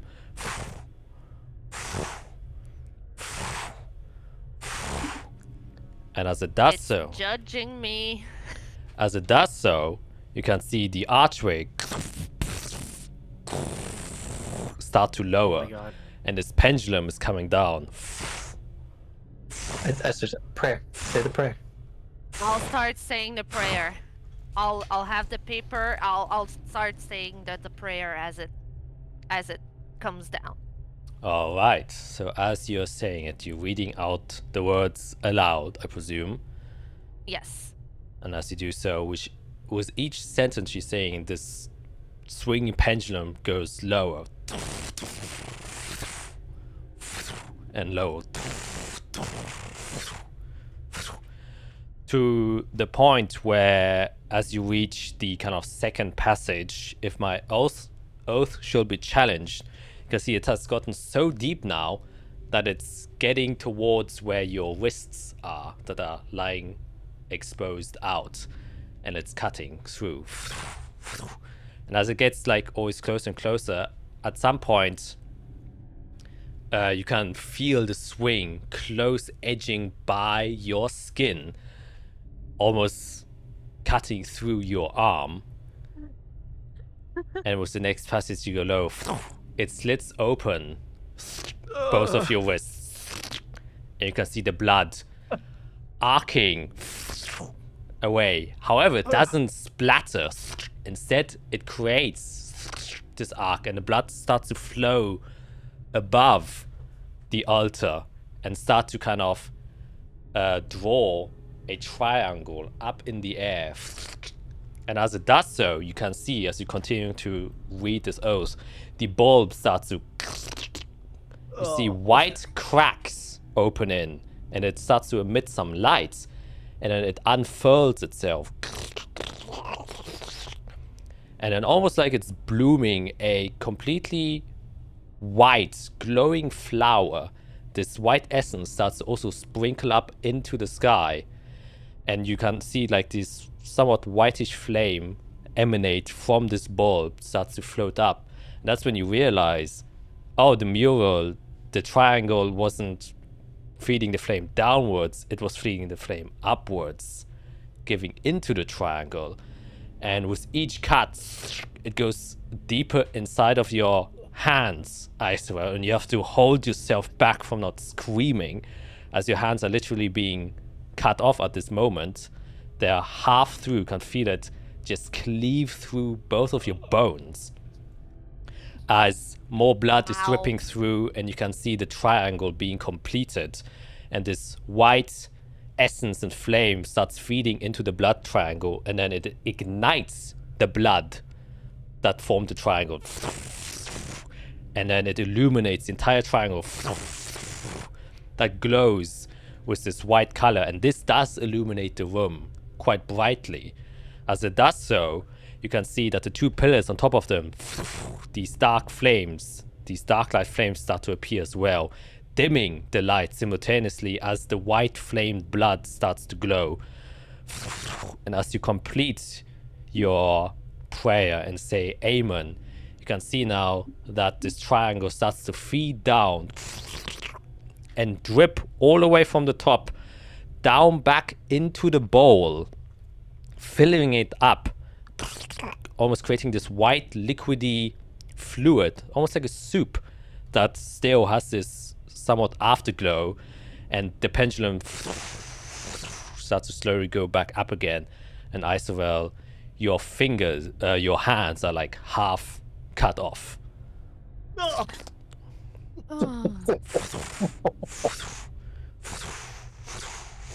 Drink. And it stays stationary. Drink. Drink. I like push the. I'm gonna go push the bowl toward it. Drink. All right, you drink it. How much do you drink? I'll first start with a sip. Try to realize I'm drinking my own blood here. Try to go past that, and then I'll just try to drink a little more, and slowly but surely see like how long I need to go before something happens, and just try to gauge a little bit. Like, I'm not trying to go like gulp, I drink everything, but also I'm not trying to be like slurp, wait, but more like a steady, small, like trying to see like how it's going. Yeah, as you're slurping, you suddenly hear this noise of, and as you look down on your hands, you can see your hands are reattaching themselves. And you heal for 34 hit points, and you regain spell slots up to level 6, and you can distribute them however you want. You can have 4 level 1 spell slots and 1 level 2, or you can have 1 level 6 spell slot. However, we should distribute it up to level 6. And as soon as she does that, you all hear, and the platform that you're standing on and the altar and the walls start to move. You can see one of the walls shifts behind the other one, and then they start moving, going across each other, before after a moment they stand still, and now the exit behind you has been closed, and a new entrance in front of you has revealed itself, showing a long hallway. Piera, you should have gone, but I'm glad I did it. Well done. We'll see you on the other side. And you regain 4 hit dice. Oh, half of your max, actually, so which would be 6. Yeah. Half of my max. Yes, we gotta go get 3 more bulbs each. And start spamming this ritual. Half of... Guys. Wow. Wait, that means I regain 6. Yep. Yeah, so 6 spell slots and 6 hit dice is pretty good. So you have 7. Makes it worth it. Okay, well, I have 7 hit dice now. So... And just to be transparent, I took 1 3rd level, 1 2nd level, and 1 1st level spell slots. 1, 2, 3. I see. Yes. Because I ran out of 3rd level spell slots, and they can be useful. So, yeah. Alright. Am I the only one who sees this passageway, or... No, everyone sees it. No? It's like the entire room shifted. Well, you guys, we can all go then. I think we should all do the ritual. Yeah, I don't feel comfortable going through there without having at least done something. It also might be marking us. Oh. So Okay. maybe go like 30 feet Okay, and wait for us. I'll go to the entrance and try to look like what's beyond it without actually crossing just yet. I'll go to the entrance and like peeping inside, like what's going on there. Yeah, it literally just looks one long ass hallway. You look 60 feet, becomes completely dark, and that's it. Okay. Well, then I'll look at my friends and I'll say, I'll be about 15, 20 feet away, waiting for you guys. And I'll just walk into the corridor Okay. and I'll count, and at exactly 20 feet, I'll stop, turn around towards the entrance, and sit. And as soon as you do Yeah. that, the walls close again. Slowly, you could still attempt to either run out or run in, but the walls are closing. And you are Yeah. in Okay. complete darkness now. All right. I'll just produce a small flame in front of me just to Yeah. light up the corridor. Can I quickly look at that small finger hole again? Yeah. Any change? Any fresh blood that came out? Nope. Seems to be completely unchanged. Is Do I have any there idea Isorel- what that Huh? Isorel blood? What? Well, yes. So that three-prong thing. Did that give any indication of that means Gehenna? Would I have any idea about that? Like you, for your time spent in hell, you haven't seen any triangle symbology, so no. Or do you mean that symbol specifically? That purple Oh. upside down sigh. You can make one history check. Come up here, this is your thing. 16. I'll say one thing. Try to remember what Calix's mark looked like. Yeah. I think that's the we don't accept this person button.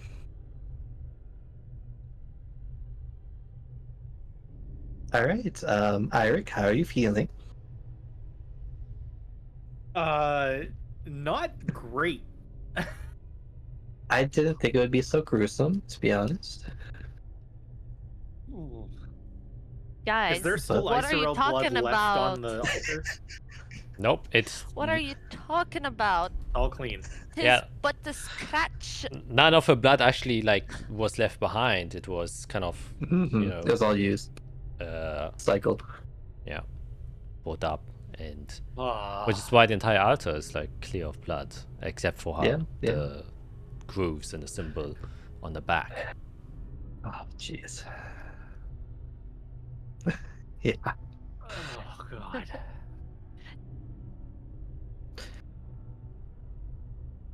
It's faith is strange. I don't know if you have to Everything in believe the in the last 2 months of my life has been strange. Yeah, that's true. You're strange. Everything is strange. I would think about one memory that you can hold on to, that you can think about, one reason to move forward, and as you go through this ritual, focus on it. Focus on something afterward. Something you want to do. What you want to do when you get out of here. When you're done with all this. Hold on to that as it does its thing. That is your faith.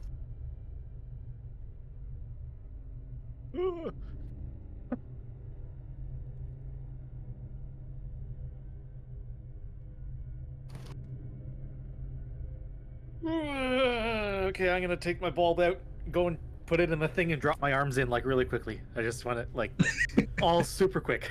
Yeah, the dark flames once again reignite, and then this loud metallic noise starts earing through and echoing through this chamber, making it louder. It really isn't helping with this.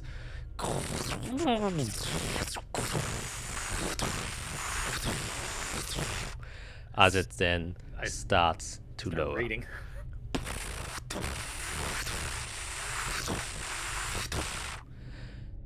And as you're saying the prayer, it lowers and lowers. It comes in front of you occasionally when you're reading, obviously. So you then just... You can't quite tell when it's going to reach your wrist until you just feel and hear the... And then you can just see your blood arc to the right as it slits through, and then to the left as it comes the other way, forming this triangle above again, which then gets ignited after the bulb opens up, and then the white flames encapsulate it, and the process gets repeated again as your arms are being sawed in half and your hand specifically getting cut off. However, after a grueling minute, it stops and you can still feel the pain burning through your body, and all you're left with is this white liquid inside of this bowl. Quick.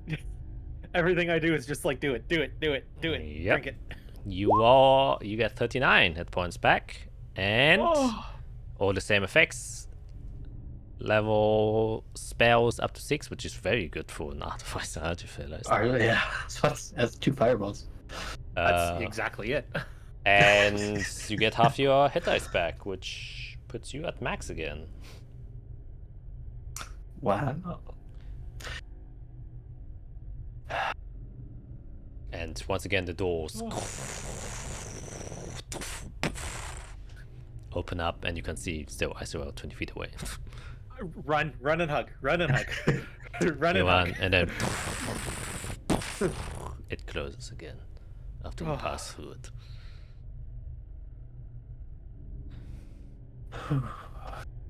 Fiora leaves. Think about it. And I cast teleport circle. It's like, oh. No. I think I might do something different. Wow. Definitely not why I went last. So I'm gonna kind of walk around the altar. And as I do, kind of like to speak out loud.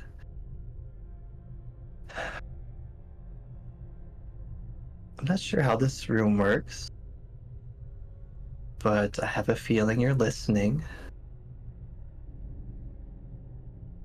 How about we have a real test of faith?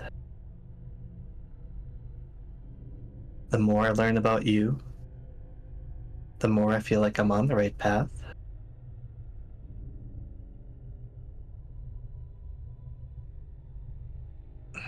So I hope you believe in me. Grab the bowl, put the bulb in, put it in its place, put my hands down, but I will make a change to the prayer.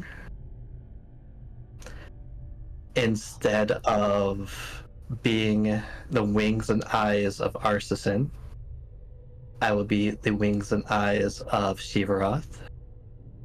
And instead of being the light, the sword, and light, the sword and shield of Metatron, I'm going to be the light, the sword and shield of Basilius Valkyrion.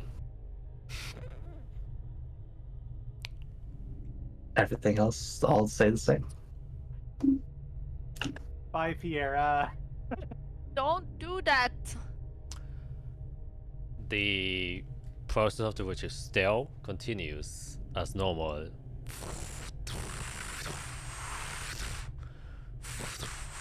As this is slowing down. And as it lowers itself, you still get the very panicked sensation of it, going closer and closer to your arms, and you know what it's going to do. And yeah, closer down it gets, it's, now millimeters away from your wrist. And then suddenly it feels like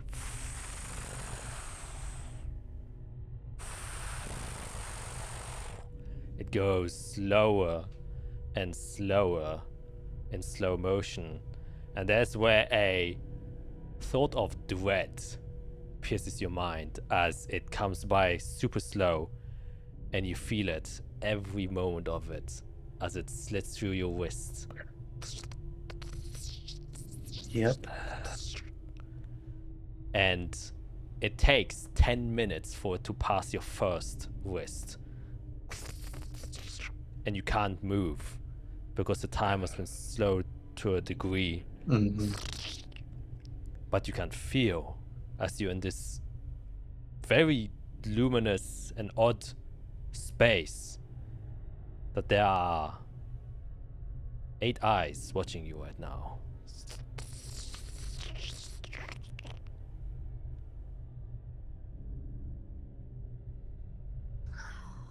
Half an hour has passed now that it has finally managed to cross your second wrist. And it slowly goes up, and you feel like as more time passes, the slower it gets.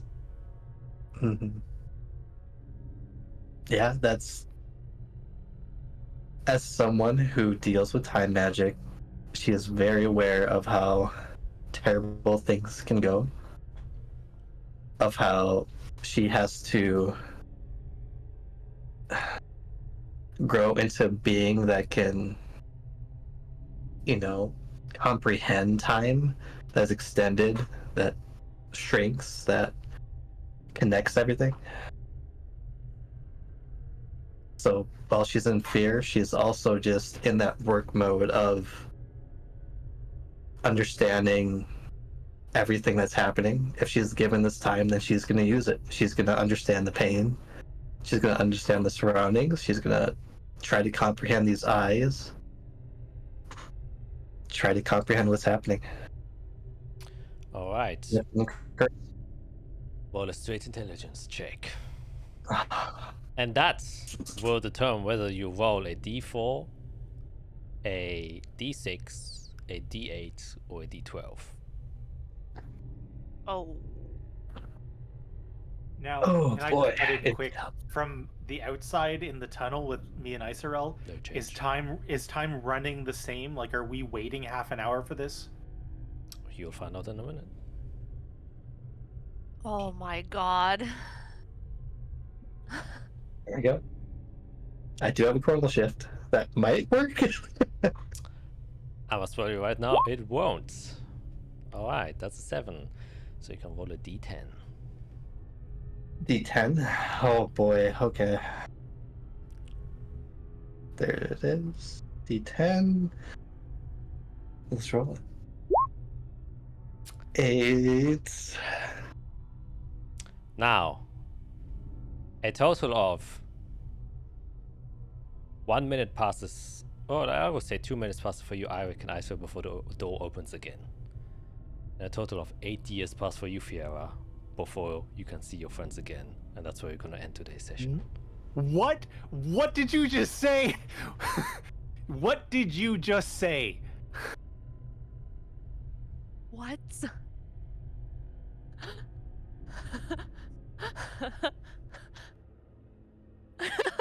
We just broke Matt. Matt is broken. Oh boy. Okay. Oh my god. 8 years? What? Did I hear that right? Yep, you hear that right. That's 8 years. Oh my gosh. No And way. You can figure out for next week how those 8 years of constant pain has changed and shaped Fiera. Yep. I will say some of your hair has definitely turned white. Oh my god. Holy shit. Oh. Had to change the prayer. Interesting. Oh my. It's gonna be a different Fiera. 8 years like this, something. Oh, sorry, it's not. I mean, it's not moving that fast, but. Yup. To our dear viewers. Holy. Hopefully we don't have to perceptually perceive a moment for 8 years until you can see the next episode, and it will be uploaded next week. Maybe it will be the full cast, we don't know, depending on how the weather is or the circumstances, and you can see whether or not my players have managed to cope with what they've just encountered. What